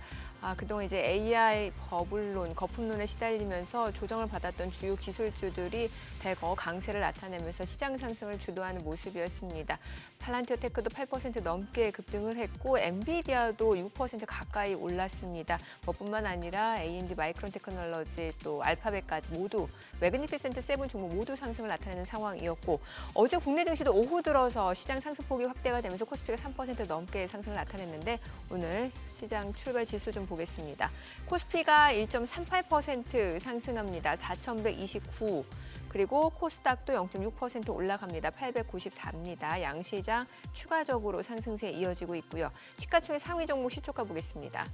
아무래도 뭐 엔비디아를 비롯해서 주요 기술주들 많이 올랐기 때문에 오늘 국내 증시 쪽에서도 반도체 섹터 흐름 좋습니다. 지금 삼성전자가 2% 이상 올라갑니다. 103,500원, SK하이닉스도 3% 이상 상승 중이죠. 626,000원. LG 에너지솔루션도 2.7% 상승합니다. 478,000원. 그리고 삼성전자 우선주도 2% 상승 보여주고 있고요. 현대차는 0.3% 상승에 그치네요. 지금 271,500원. 두산 에너빌리티가 0.7% 올라갑니다. 82,200원이고 한화 에어로스페이스도 0.8% 상승합니다. 973,000원. KB금융, HD현대중공 모두 1% 이상 올라갑니다. 코스닥 시가총액 상위 종목 시초가 보겠습니다. 알테오젠이 0.3% 상승하면서 사흘 만에 좀 반등을 보여주고 있고요. 에코프로비엠도 1.5% 올라갑니다. 156,000원. 에코프로가 좀 많이 올라가네요. 2.9% 상승하면서 97,000원, 3% 이상 올라갑니다. 레인보로보틱스도 1.7% 오름세 412,000원. HLB도 상승하고요. 리가캔바이오는 약보합권입니다. 148,300원. 펩토로는 3.6% 하락합니다. 268,000원. ABL바이오도 좀 떨어지네요. 99,700원. 파마리서치는 2% 올라갑니다. 삼천당제약도 상승합니다. 215,500원에 거래되고 있습니다. 오늘 시장에서 특징을 보이고 있는 섹터 종목들 체크해 보도록 하겠습니다. 저는 양시장 상승 보여주고 있는 상황에서 리튬 관련주, 반도체 관련주 쪽 흐름 좋습니다. 반도체 쪽에서는 앞서 보셨다시피 이제 HBM 쪽도 좋고 지금 3D 랜드 쪽도 흐름 좋습니다. 그쪽에서는 이제 KC텍이 지금 7% 이상 강세를 나타내고 있습니다. 42,750원, PSK홀딩스도 3% 상승 중이고요. 유진테크도 2% 이상 올라갑니다. 그 밖에 테크윙, DNF, 테스 다 상승 보여주고 있고 원익 머티리얼즈도 3% 이상 올라가고 있습니다. 그리고 제우스, 심텍 모두 상승 보여주고 있고요. 유니테스트, 원익 IPS 다 올라가고 있는 상황이고 리튬 쪽에서는 중앙첨단 소재가 지금 9% 이상 올라갑니다. 3,485원. 그리고 이제 리튬 포어스, 하이드로 리튬, 유일 에너테크 다 올라갑니다. 아무래도 뉴욕 증시 쪽에서도 또 MP 마테리얼즈가 많이 급등을 했거든요. 이제 국내 증시 쪽에서도 그런 식의 연관성을 좀 이어가 볼 수 있지 않을까라는 생각이 들고 미래 나노텍, 미래산업도 올라가고요. 지금 EV 첨단 소재, 앱툰도 다 강세를 보여주고 있습니다. 자, 그 밖에는 유리기판 쪽도 움직임 좋습니다. 피롭틱스가 6% 이상 올라갑니다. 52,600원. HB테크놀로지도 7% 상승세 보여주고 있는 상황이고 한빌레이저, 램테크놀로지, YC캠 다 3% 이상 올라갑니다. SKC도 1.8% 올라갑니다. JNTC도 2.4% 상승 흐름 보여주고 있는 상황이고요. 그리고 오늘 모더나 쪽 움직임도 약간 있네요. 파미스, 소마젠이 7%에서 5.8% 상승 흐름 보여주고 있습니다. 오늘은 반도체하고 리튬 쪽 흐름 굉장히 좋아요. 유리기판 쪽하고. 수급 상황 체크해 보겠습니다. 오늘 유가증권 시장에서는 개인 투자자가 753억 원 순매수고요. 외국인과 기관은 각각 207억 원, 598억 원 매도 우위를 나타내고 있습니다. 코스닥에서는 개인과 외국인 순매수 보여줍니다. 각각 40억 원, 53억 원 순매수고요. 기관은 76억 원 매도 우위를 나타냅니다. 환율 체크해 보겠습니다. 달러 원 환율입니다. 오늘 5원 상승하네요. 1,456원 40전에 개장이 됐습니다. 환율 왜 이렇게 올라가는 걸까요? 네. 환율. 네. 예, 달러엔도 지금 154엔 네. 다시 회복하고 있고 아까 보니까 일본 굉장히 경상수지가 좋게 나왔던데 9월 경상수지 네. 4조 4,833억엔 흑자 예상치 상회 4조 4천 얼추 우리 돈으로 40조가 넘고 한 41조 된다는 얘기인데 그렇게 되면 달러로 얼마입니까? 와, 옛날에 그냥 1,000원 기준으로 1조를 10억 달러 했으니까 엄청나게 하는데도 불구하고 애는 약세. 그러니 여기도 이런 거 갖고 설명이 안 되는 그런 환율 됐죠. 달러 강하고. 근데 지금 재밌는 거는 참 뭐랄까 이 기사를 읽어드릴게요. 똑같은 11월 11일자 기사인데 원화 약세도 한몫, 동학개미도 미국 정시로, 국내에 없는 코스피 3배 투자. 그래서 지금 미국으로 가는데 이 코스피 3배짜리가 레버리지가 이제 뉴욕에 있다는 거예요. 네. 이쪽으로 가죠. 자, 근데 똑같은 11월 11일 기사인데 증시 변동성 커지자 개미 투자자 인버스 매수 다시 고개 들었다. 다시 불붙은 인버스 ETF 베팅. 자, 그러면은 자, 인버스 베팅 하신 분들은 저희가 방송을 하면서 야, 시장이 지금 막 불을 뿜고 있습니다. 잘 가고 있습니다 하면 얼마나 꼴보기 싫겠어요. 그런데 지금 3배짜리 ETF 사신 분들은 입장에서는 이거 혹시 고점 아닐까요? 우리가 시장이 조금 과열 조짐이 있는 거 아닐까요? 하면 저 덜 떨어진 뭐 이런 식이 또 되니까 어디다 장단을 맞춰야 될지 모르니 그냥 중립 기어 받고 가는 겁니다. 그래요. 아까 무슨 얘기 하다가 우리가 그 유럽 추워지면 천연가스 아, 수요가 그런데 네. 이제 유럽에 대한 부분도 있겠지만 예. 지금 AI 데이터 센터로 돌릴 때 에너지 필요하기 때문에 또 천연가스 LNG에 대한 소비가 많이 늘어날 수밖에 없거든요. 네. 데이터 센터가 많아지면.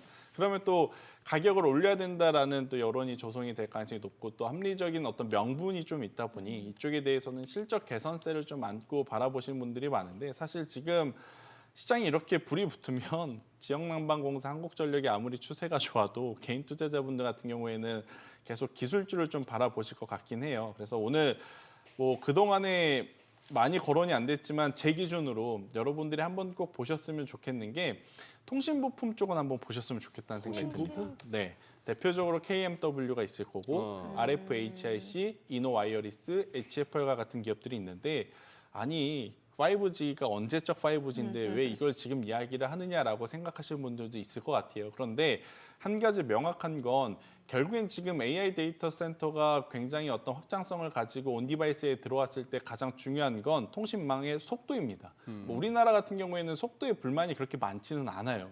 그런데 미국이나 유럽에 가면 여전히 네. 속도가 우리나라보다는 월등히 지금 떨어지는 그런 예. 상황이거든요. 그래서 젠슨항도 지난 GTC에서 이런 이야기를 하죠. 다른 건 다 지금 좋은데 병목 현상으로 보이는 쪽이 전력에너지원과 통신망이라 이쪽에 대한 투자는 과감하게 해야 된다. 그래서 엔비디아도 노키아 지분을 굉장히 빠르게 인수를 하면서 이쪽에 대해서 지금 투자를 하고 있는 상황이라 그러면 미국이 중국을 규제하는 것은 조금 넘어갔죠. 그런데 네. 지난주부터 어떤 이야기가 나오냐. EU가 중국의 화웨이 통신부품 장비들을 규제를 하기 시작을 했습니다. 그러면 그 빈 공간을 누가 채울 거냐. 당연히 우리나라 기업들이 지금 갈 확률이 높은 상황입니다. 실제로 유럽 매출들이 잡혀 있는 기업들이 있기 때문에 그래서 오늘 뭐 반도체 IT 쪽만 바라보고 계시는 것 같은데 저는 시선을 좀 딴 데로 돌려보시면 지금 가격적으로 우리가 한번 접근을 해볼 수 있는 섹터로서는 5G 통신 부품주 KMW가 벌써 5%, HFR이 3%대의 강세를 보이고 있는 상황이라 지금 나오고 있는 기업들 중에 상단 위에 있는 장비 쪽에 먼저 집중을 하셔야 됩니다. 5G, 6G 장비. 통신 부품 장비 쪽. 그 외에 플랫폼 같은 경우에는 아무리 우리나라에서 잘 만든다 하더라도 미국에서 유럽에서 쓰질 않습니다. 이것은 그냥 솔직하게 말씀을 드리는 겁니다. 보안 때문이라도. 그렇기 때문에 우선은 장비 쪽을 먼저 보시는 게 맞다. 그래서 RFHIC, KMW, 이노와이어리스, HFR 이렇게 한번 보시는 게 저는 맞다는 의견을 한번 드려보도록 하겠고 한 가지 더 아마 오늘 또 가장 실망감을 안고 계실 분들은 뭐냐면 반도체를 못 사신 분들보다 제약바이오를 가지고 계신 분들일 것 같아요.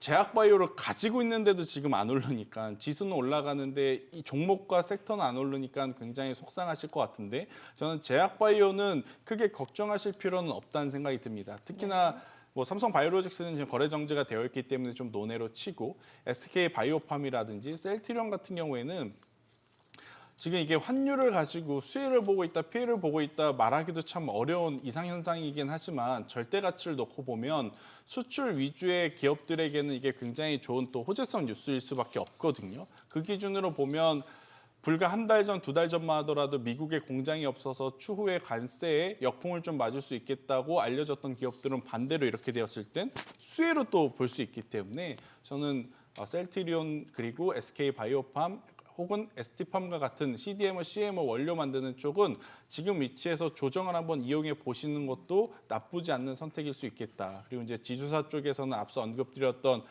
두산과 LS가 지금은 가장 좋은 시세를 내고 있는 상황이라 이쪽은 주기적으로 한번 계속 추적하셔야 된다라는 의견 드리겠습니다. 바이오 쪽은 네. 그런 CDMO 쪽도 많겠습니다만 그래도 최근에 이슈가 됐던 건 아무래도 그 화이자 노보노디스크 메세라 인수전 때문에 비만 치료제 쪽 관련된 기업들 많은 분들이 좀 투자하고 계셨을 것 같은데 네. 이쪽도 그러면 갖고 계신 분들은 저는 더 가져가 예. 보셔도 될 것 예. 같고요. 만약에 이쪽에 대해서 조금 더 확장성을 가지고 접근하실 분들은 올릭스라는 기업이 있습니다. 올릭스요. 네, 메시 치료제에서는 지금 올릭스냐 D&D 파마텍이냐 앞서거니 뒤서거니 하고 예. 있는 상황인데 D&D 파마텍이 사실은 이번에 이 화이자와 노보노디스크의 메세라 인수 때문에 약간의 오버슈팅이 좀 나왔다라는 관점에서 보면 오히려 지금의 가격은 올릭스 쪽에 접근을 하는 게 더 맞지 않을까 싶고 두 기업 모두 그냥 단순히 주가만 올라왔다 테마적으로 보는 게 아니라 네. 실제 메시 치료제 임상 데이터를 통해서 간섬유화 데이터를 보면 이 두 기업이 글로벌 다른 기업들보다 유독 지금 도드라진 모습을 좀 보이고 있거든요. 네네. 메시 치료제 시장에 대표 치료제가 없습니다. 그래서 이 두 기업의 앞으로 어떤 퍼포먼스를 보이느냐에 따라 또 시장의 어떤 대장주가 될 가능성이 높아서 이쪽은 한번 바라보시는 게 좋을 것 같다는 의견 같이 드리겠습니다. 올릭스는 한참 그 탈모 관련주로 왜냐면 여기서 탈모 치료제도 개발하잖아요. 그렇죠. 그래서 한참 많이 나왔던 종목인데 이번에 또 메시 치료제까지 괜찮네요. 이번에 임상 데이터를 보니까 네. 저도 이게 처음에는 색안경을 끼고 봤었는데 네.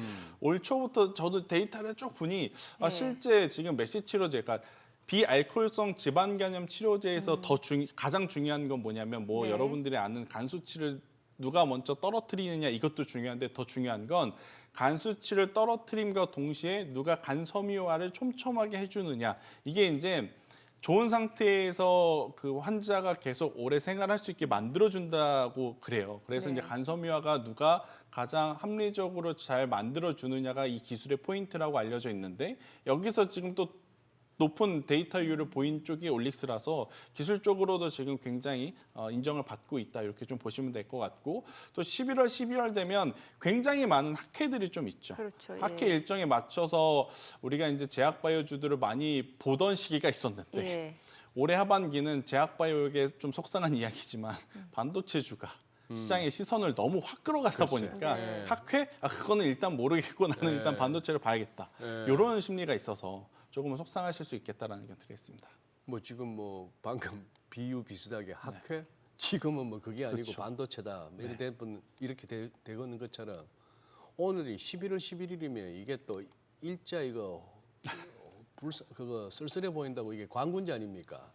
독신남들 네. 이게 또 11월 달에 단골 메뉴였거든요. 그렇죠. 장 끌어올리기 위해서 뭐 이렇게 찾다 보면 광군제 쇼핑 뭐 알리바바에서 이번에는 매출이 사상 최고치를 넘을까요? 화장품 몇 개 나갈까요? 뭐 이러고 있었는데 광군제 얘기하는 사람 없네 이제. 어제 대거 화장품 종목군들이 이제 장 마감 때쯤부터 실적이 따다다닥 발표가 됐거든요. 네. 근데 한국콜마에 한 방 먹었고요. 한국 콜마에 그래서 오늘 보니까 코스맥스도 코스맥스에 주가가 많이 또 떨어져요. 투펀치를 네. 맞았죠. 두 펀치를 맞고. 네. 실리콘2에서 잠깐 회복 하나 했지만 일단 우리가 2분기 때 화장품은 한번 크게 좀 당한 상황에서 3분기 기대를 했었는데 3분기도 너무 저조한 지금 상황이라서 시장의 관심들이 지금 광군제 쪽으로 쏠리고 있지 못한 상황. 그런데 또 이렇게 광군제가 필요 없는 장이 됐으니까. 그렇죠. 잘 그것도 가니까 있죠. 오늘도 2%네. 네. 예, 오늘도 4,220도 가능하겠는데. 그렇죠. 지금 다들 기술주 보고 있느라 바쁘신 것 같고 네. 또 공교롭게도 이럴 때 엔터주라도 좀 좋은 퍼포먼스를 냈으면 좋겠는데 하이브가 일회성 비용이라고는 하지만 또 실적이 예. 꽝으로 나왔기 때문에 엔터사들도 지금 피할 수 없는 조정을 맞고 있는 상황. 지수가 상승함에도 불구하고 이런 상황이라서 저는 이쪽에 대한 부분은 올해에는 약간 이제 보수적으로 보는 게 더 맞지 않겠나라는 의견. 요즘 제 주변은 돈 생기면은 이런 거 아니라 주식 쇼핑 하시려고 하시는 분들이 주식 많아요. 쇼핑? 네, 주식 쇼핑. 좀 떨어지면 사겠다 이런 마음으로 이제 들고 있다가 사려고 하시는 분들이 꽤 있으시죠. 떨어지면 사겠다 하셨으면 떨어지면 사야 되는데 네. 또 그분들이 떨어지는 걸 못 기다리셔서 사시는 게 좀 문제가 된다. 이 부분만 좀 조심하시면 될 것 말이 같습니다. 좋아 떨어지면 사겠다고 하지만 떨어질 때는 쫄아서 못 사요. 그게 사람 심리예요. 그렇죠. 예. 오를 때는 막 마음이 급해서 막 쫓아가면서 사게 되고. 맞아요. 그러니까. 아니 근데 이렇게 반도체가 가면은 예전에는 그 반도체 소재 부품 장비까지 뭔가 좀 낙수 효과 기대감이 있었는데 요즘에는 좀 그런 느낌이 아니거든요. 네. 예. 그러니까 이게 제가 앞서서도 좀 이야기를 드렸지만 쇼티지를 해소하기 위해서는 공급단을 늘려야 되는데 지금 가동률이 원체 거의 100%에 올라온 상황이라서 네. 지금 장비 소재가 더 필요한 게 아니라 이건 또 맥스치거든요. 리밋이 걸린 거거든요. 한계치가.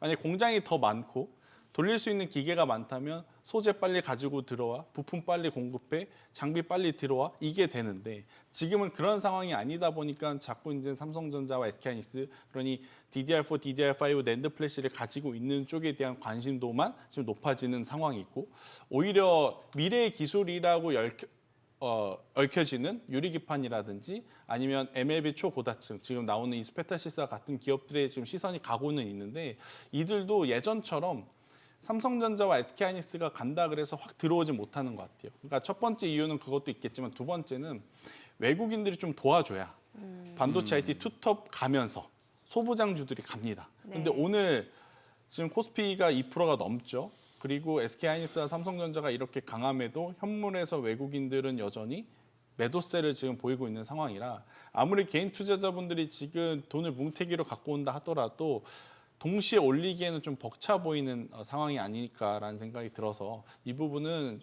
참 고민을 하시고 제가 앞서 이야기 드린 대로 그래도 미래의 기술력을 보고 투자를 할 수 있는 부분들 유리기판과 EUV 펠리클 장비 쪽은 계속 관심을 좀 가져보셨으면 좋겠다는 의견 드리겠습니다. 네, 오늘 예. 내용 잘 들었습니다. 고맙습니다. 고맙습니다.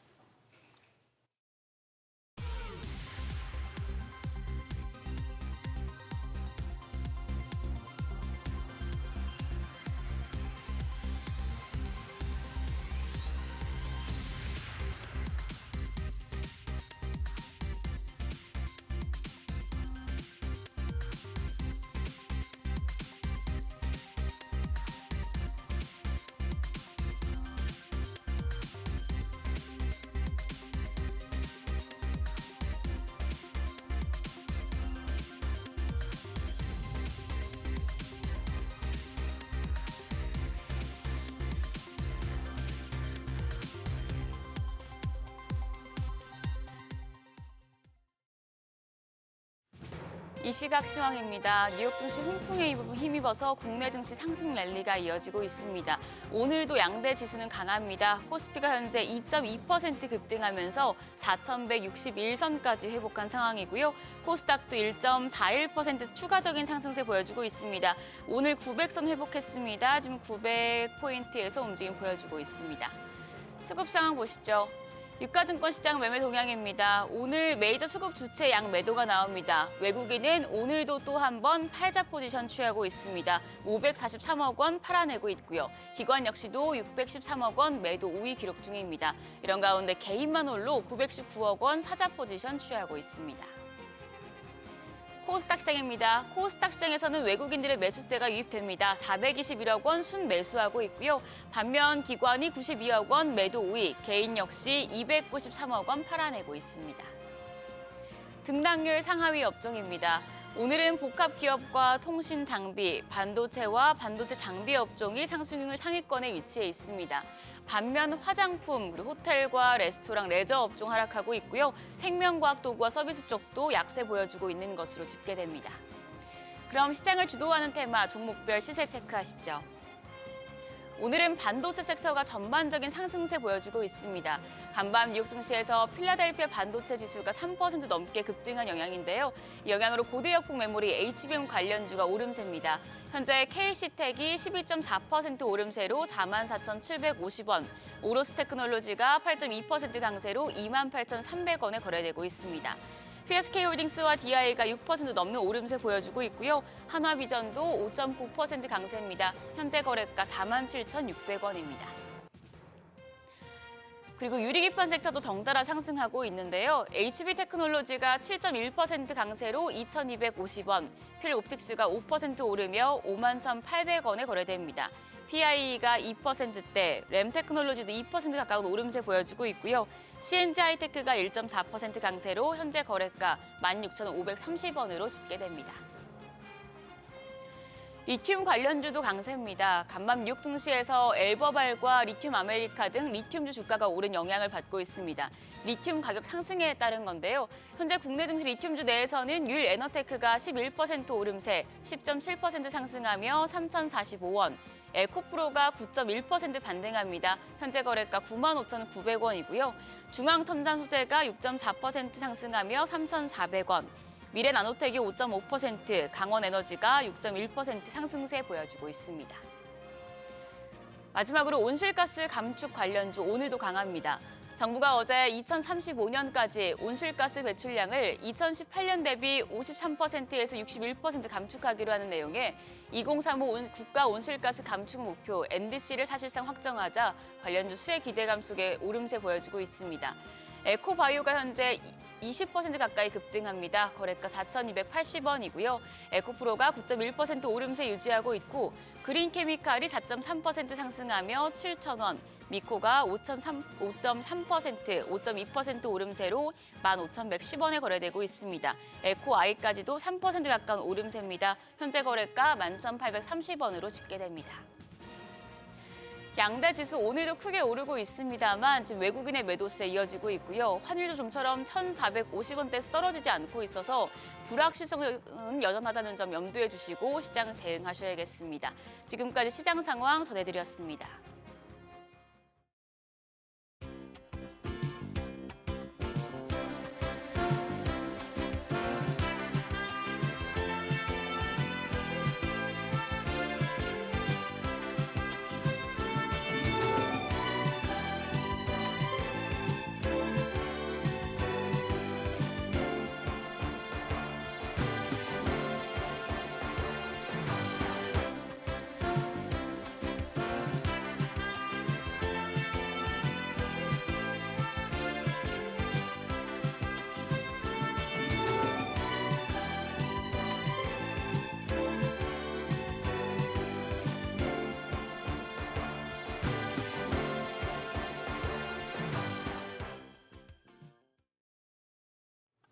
네, 이제 다가올 12월 FOMC에서 금리 인하 가능성을 두고 필요하다는 입장과 또 신중해야 한다는 입장 나뉘고 있는 상황인데 12월 FOMC 전망 또 최근 채권 시장 상황 주요 환율 흐름까지 자세히 짚어보겠습니다. 네, 최근에 우리 국내 채권 시장의 흐름이 심상치가 않은데 네. 우리가 증시만 쳐다보고 있었습니다만 오늘 도움 말씀 주시기 위해서 윤여사 메리츠증권 투자전략팀장 모셨습니다. 어서 오세요, 윤 팀장님. 네, 안녕하십니까. 예, 지금 뭐 증시는 뭐 난리가 났습니다. 이렇게 네. 뜨거운 증시는 저도 뭐 소위 말하는 머리 털라고 처음 보는데 네. 아니 지금 우리 채권 시장이 외환 시장에서는 환율이 안 빠지고 계속 오르기만 하고 있고 네. 이 조금 열이 나는 거죠. 몸으로 치면은 아니 채권 시장이 최근에 뒤집어졌던데. 네, 주식 시장은 지금 열탕에서 지금 달아오르고 있고 네. 채권 시장은 지금 냉탕에서 완전 식어가고 있습니다. 이 채권 시장이 보통 식는다는 표현은 가격이 떨어지는 금리가 오르고 있는 금리가 상황인데요. 오르는, 네. 네. 그래서 지금 올해 5월 달까지 우리 경기가 되게 어려운 그러니까 네. 뭐 올해 상반기까지 뭐 대선 전까지만 해도 정책들이 좀 스탑돼 있다 보니까 예. 올해 성장률이 1%도 채 안 될 거다. 우리나라가 뭐 침체 국면 제외하고는 뭐 1% 이하 성장이 잘 안 나오는데 네. 그 어려운 경기였기 때문에 예. 5월에 국고 3년 금리가 2.2%까지 작년 연말에 뭐 계엄정국 때 레벨 다운을 시작해서 2% 초반까지 바닥을 찍었었고요. 10년짜리 국채 금리도 2.5%까지 갔습니다. 근데 전일 종가가 3년짜리 국채 금리는 2.9%로 올해 5월보다 무려 0.7%포인트나 뭐 금리 인상을 했느냐. 그럴 정도로 상황이 전환이 됐고 10년짜리 국채 금리는 지금 3.2%가 넘어서 역시나 70bp 가까이 0.7%가 급등하는 채권의 가격이 급락을 했습니다. 아니 차트로 보더라도 국채 선물은 뭐 완전히 폭포수처럼 흘러내리고 있고 국채 수익률 금리는 보면은 또 이렇게 뭐 수직 상승이에요. 네. 특히 최근 2달 사이에 아주 가파르던데 네. 이게 지금 누가 안 사주고 누가 던지는 거예요? 일단은 제일 중요한 핵심은 아까 얘기 드렸다시피 5월 달까지는 나쁜 경기 여건 때문에 예. 그러니까 한국은행이 금리를 많이 낮춰줄 것이다. 일부 외국계에서는 우리나라 기준금리 1%대 콜들도 나왔습니다. 뭐 어허, 1.5에서 예. 1.75까지 예. 현재 예. 2.5%거든요. 올해도 상반기에 2차례 인하해줘서 2월과 5월 2차례에서 3%에서 2.5까지 낮췄는데 아직 갈 길이 더 밑이 있지 않겠느냐. 그런 거를 기대를 반영해서 채권 시장이 좀 앞서간 부분이 있었죠. 하지만 하반기 들어오면서 지금 주식시장의 이 열기 분위기를 보시다시피 한국 경제가 뭐 관세 협상이라든지 많은 하방 리스크에도 불구하고 그 바닥을 디디면서 우리가 이제 금리 인하의 도움도 있었지만 확장적 재정 정책 올해만 지금 추경을 45조. 그래서 적자 국채가 원래 올해 국고 발행액이 무려 200조 원이었는데 이것도 작은 수준이 아니었는데 네. 거기에 추가로 30조까지 더 들어오면서 채권의 공급량이 늘어나는 공급이 늘면은 가격이 좀 떨어질 수 있죠. 네. 그런 경기를 부양하는 쪽에 포커스가 통화에서 재정으로 넘어가면서 그때부터 채권 시장이 위축되기 시작했습니다, 사실. 그래도 한국은행 총재도 얘기했지만 작년부터 좀 안 좋은 경기였기 때문에 우리의 성장이 가야 될 길에서 이만큼 구덩이가 파여 있으니 예. 그거를 이제 성장률의 갭, 아웃풋 갭이라고 하거든요. 예. 그걸 메꾸는 과정에서 그래도 기준금리가 한 2차례까지도 인하가 가능하겠다. 근데 지금 최근에 내년도 성장률 전망들 나오는 거 보면 코스피 못지않게 올해 뭐 1%도 안 된다는 성장에 올해도 벌써 1%를 넘길 것이다.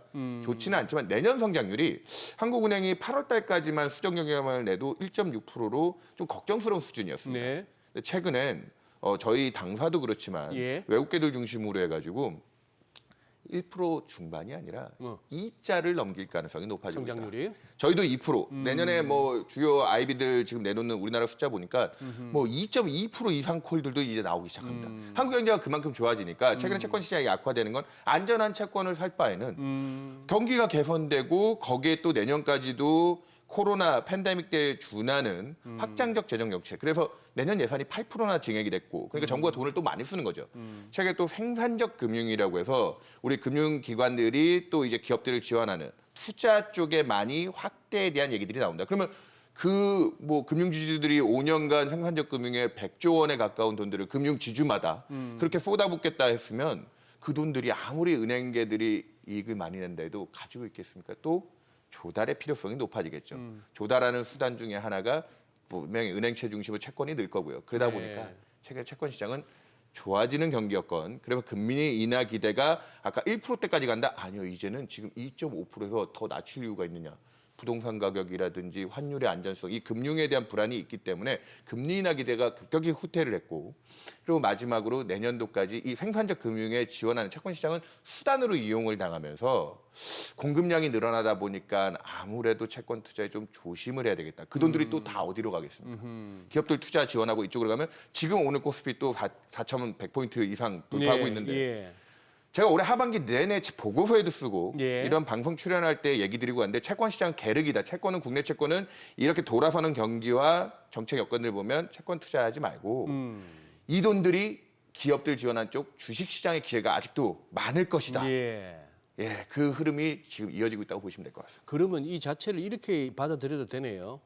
즉 소위 말해서 안전자산이라고 여겨지는 채권 쪽에 수요가 약해지고 있고 네, 뭐 수급 측면에서는 일단 채권 공급이 많아서 그런데 네, 또 그리고 금리가 올라간다는 자체가 결국은 그만큼 성장률도 말씀하셨지만 경기가 깔아앉기보다는 나쁘지 않다라고 반영을 한다고 본다면은 이거는 증시 입장에서는 채권 시장에서의 수익률 상승, 금리 상승, 채권 가격 하락 이걸 갖다가 보고 두려워할 건 아니네요. 이건 전혀 두려워할 이유가 없습니다. 그러니까 지금 주가가 올라가는 데서 주식시장이 좀 오버하는 거 아닌가라는 걱정이 있지만 분명한 건 우리나라의 펀더멘탈 경제의 파이는 네. 내년도까지 커지는 방향이고 채권 시장도 여기에 좀 순수하게 반영을 하면서 너무 부정적이었던 그래서 금리를 낮춰서라도 어떻게 부양해야 되지 않을까 그쪽에 대한 분위기가 반전이 된 거기 때문에 뭐 22년, 23년에 공급망 충격에 인플레이션이 폭발하고 우리나라 금리가 그때 뭐 제로 금리 수준에서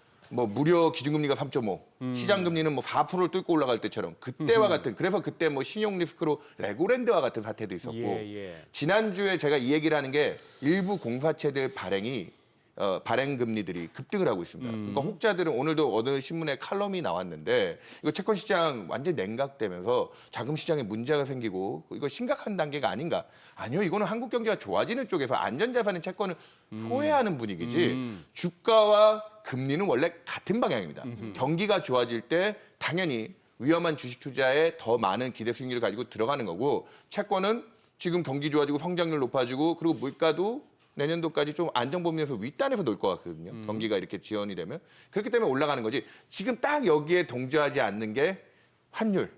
그 하나 빼고는 지금 국내 펀더멘탈은 금융시장이 정상적으로 돌아가는 흐름이다. 그렇게 이해를 하시면 좋을 것 같습니다. 뭐 더 하실 말씀 있으셨던 거 아니에요? 아니요. 아니 환율 말씀을 주셨는데 네. 환율이 이렇다 보니까 지금 뭐 연내 달러 환율 2,000원 얘기도 막 나오고 있는 상황이고 이러면은 사실 주식 투자하는 입장에서 지금이라도 빨리 달러 자산을 포트폴리오에 많이 비중을 늘려놔야 되는 거 아닌가라는 생각이 들거든요.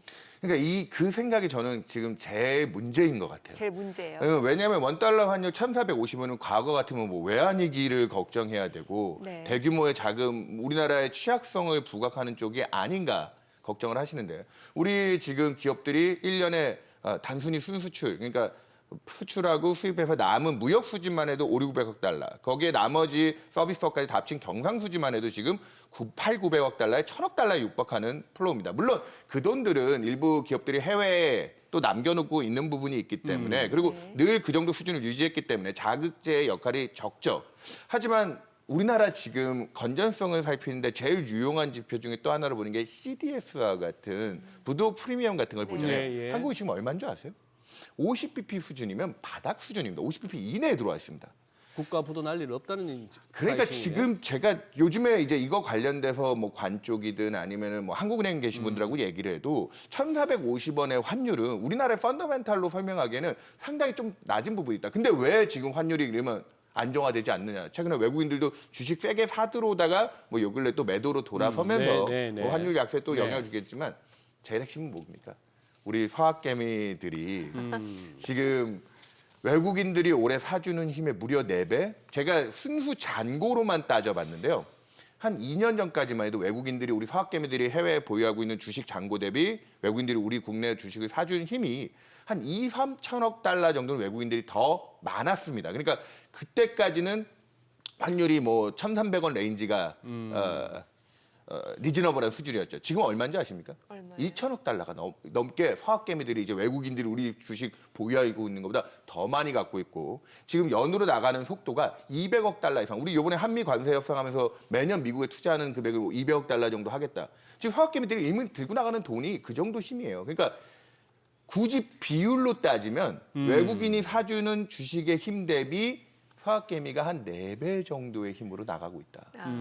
그러니까 이게 정책 당국자들도 지금 환율이 일부 은행들의 건전성, 외환 건전성 쪽에 조금 위험한 요인이 아닌가. 그거 배제하고 나면 사실은 수급에 의해 설명되는 제가 오늘 뭐 차트를 들고 나오지는 않았지만 네, 제 자료에서 예. 한 달 전부터 제일 메인이 뭐냐면 방금 얘기됐던 그 증권 수지라고 합니다. 예. 우리나라가 지금 외국에 투자하는 주식 대비 외국인이 우리 사준 증권 수지. 그게 2010년 이후 환율을 설명하는 설명력이 무려 90%가 넘습니다.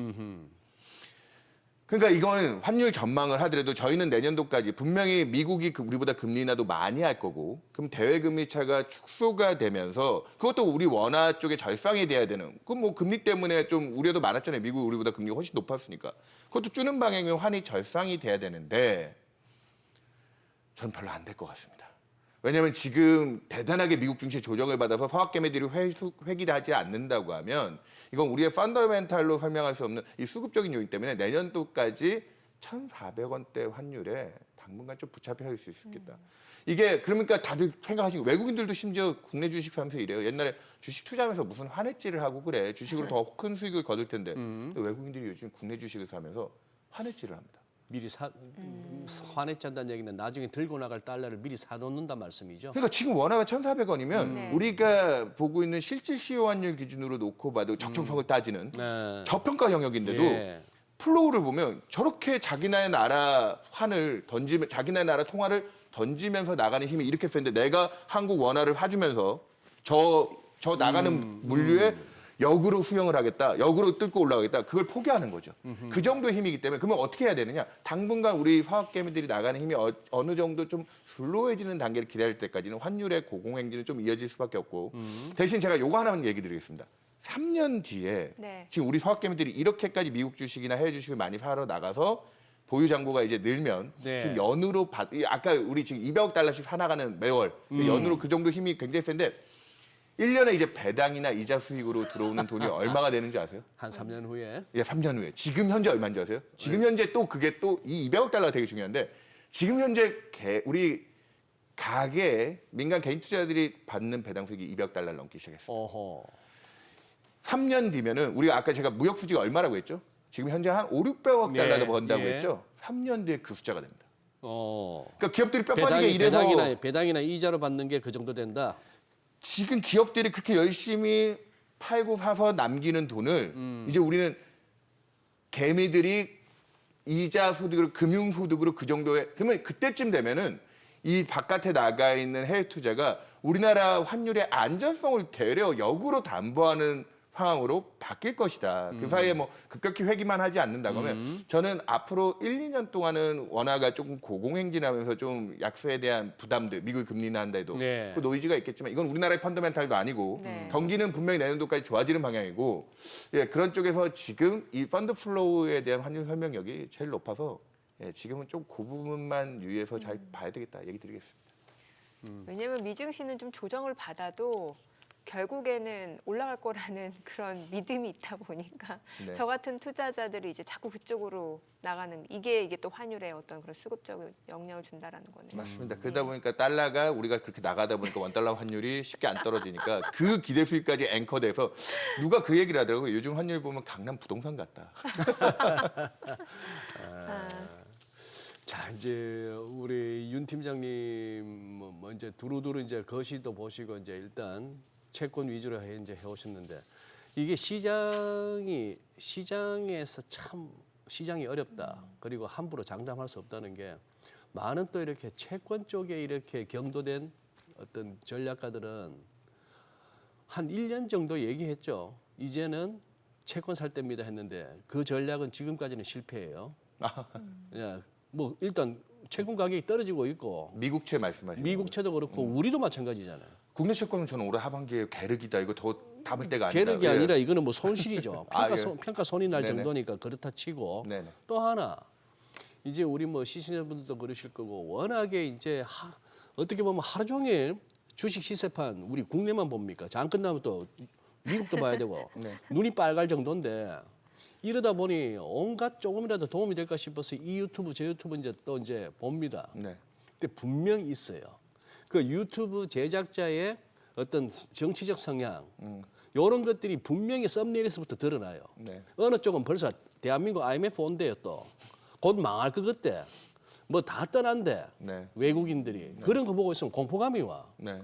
근데 그런 내용과 지금 윤 팀장님의 설명은 또 전혀 다른 얘기야. 네네. 그 지금 이제 균형을 갖춰야 되는 거예요. 균형을 갖춘다. 사람 균형 감각 쉽지 않죠. 네.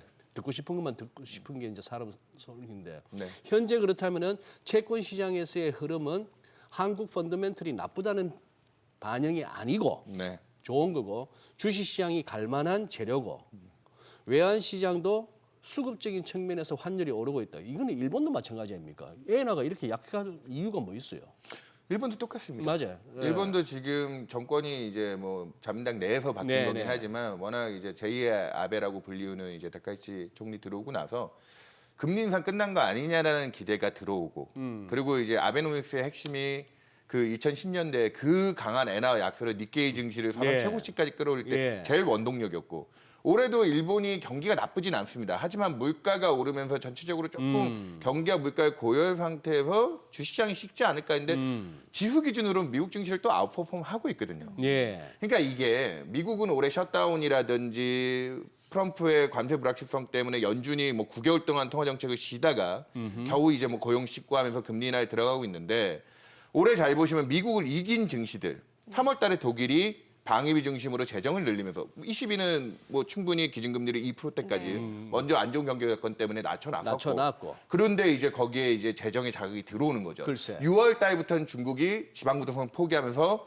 양에서부터 이제 재정을 중국이 지금 재정 적자의 GDP의 8% 9% 미국보다 더 씁니다. 정부 부채가 늘고 있지만 그래서 중국도 역시나 최근에 8대 혁신 산업을 중심으로 절대 상해 종합 지수가 올해 투자를 20%대 넘고 있거든요. 네. 홍콩은 뭐 30% 이상 상승하면서 되게 강세를 나타내고 있고 여기에 활용 점점이 우리나라죠. 사실 한국도 내년도까지 잠재 성장률 정도 한다고 하는 건데 제가 일본과 견줘서 얘기하는 게 우리도 금리는 작년부터 한 100bp 정도 낮춰놨는데 금리를 더 낮출까 했는데 올해부터 추경과 내년도까지 예산 확대하면서 정부가 돈을 확 들이부어놨죠.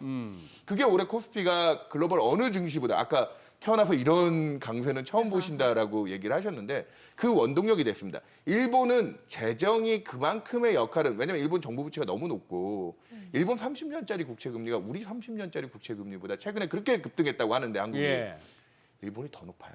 아, 그래요. 일본이 3.1대예요. 그런 상황에서도 금리 인상을 하지 않고 엔화가 약세를 갔더니 그 통화 약세로 일본 기업들이 이익을 낸다고 지금 니케이가 올라가는 분위기거든요.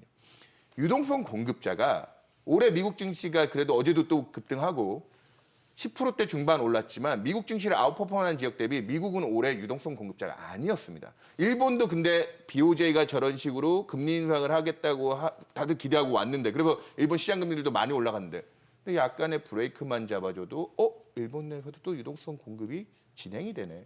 그게 최근에 또 니케이의 상대적인 강세를 또 흐름을 이어가는 분위기라 보고 있고요. 저는 그래서 내년도까지 미국이 분명히 내년도에 선거도 있고 하다 보니까 또 정부가 돈을 쓰고 이번에 셧다운 끝난다라고 어저께부터 기사 나오고 네. 그게 미국 증시에도 도움이 됐지만 저는 이게 내년도까지 내년 중간 선거 전까지 큰 틀에 뭐 확장적 재정 정책을 지원할 정도의 그 합의는 나오지 않을 거라 봅니다. 민주당이 요 근래 지방선거도 다 뭐 주지선거도 이기면서 단기 예산 중심으로 해서 어느 정도 조율을 할까. 그러니까 저는 미국 쪽이 내년도에도 연준이 금리 인상을 무난하게 해주지 않는다면 미국은 지난 2년 바이든 행정부 때 막 재정을 쏟아부었잖아요. 그때와 같은 유동성 공급자가 아니다. 그래서 저는 지금 아까 막 서학개미들이 뭐 해외 주식하면서 원화가 약해지고 뭐 이런 얘기들을 드렸지만 분명하게 내년도에도 유동성이 공급되는 지역에 조금 더 위험자산 투자의 기회가 있고 그들 지역의 금리가 왜 오르는지를 좀 생각해 보셔야 될 것 같습니다. 우리나라도 지금 금리가 오르고 아까 얘기했던 독일이나 일본도 금리가 올랐는데 유동성 공급자들은 거기에서 재정이 수단으로 이용당하다 보니까 그런 흐름이 있는 거거든요. 미국이 내년도에 그 정도의 힘을 낼 수 있을 거냐. 선거가 있으니까 그런 기대를 하시는 분들도 있거든요. 저는 올해랑 비슷할 것 같습니다. 올해 이 흐름과. 그래서 미국 지수가 내년도에 2자릿대 수익률을 거둔다고 한들 다른 지역 대비 아웃퍼폼을 할 거냐. 그건 분명히 좀 고민해 봐야 될 시점에 왔다. 연준의 금리 인하로 엄청난 유동성 공급이 아니라 지금 식어가고 있는 미국 경제를 방어하는 수준이 되는 그 정도로 전 이해하고 있습니다. 지금 뭐 보는 통화 공급이나 뭐 보는 통화 몇 바퀴 돌린 M2나 보니까 중국이 이렇게 되고 그다음에 맞습니다. 우리 한국이던데. 맞습니다. 하루에 얼마가 풀리는 거예요, 돈이? 우리나라 지금 우리도 혹자는 1조씩 풀린다던데 하루에. 그 이상이죠. 사실 이게 지금 어쨌든 생산적 금융 쪽으로 끌어내서 기업들이 내년도에 보니까 사업 계획들이 어마어마하더라고요. 제가 이제 연말이다 보니까 기업들 만나면서 재무팀이나 재경팀들 내년도 사업 계획들 보면 제가 제일 최근에 재밌게 봤던 기업 중에 하나가 뭐 제가 기업을 운운하긴 그렇지만 한전이 내년도 사업 계획이 굉장히 많답니다. 한전. 왜냐하면 어쩔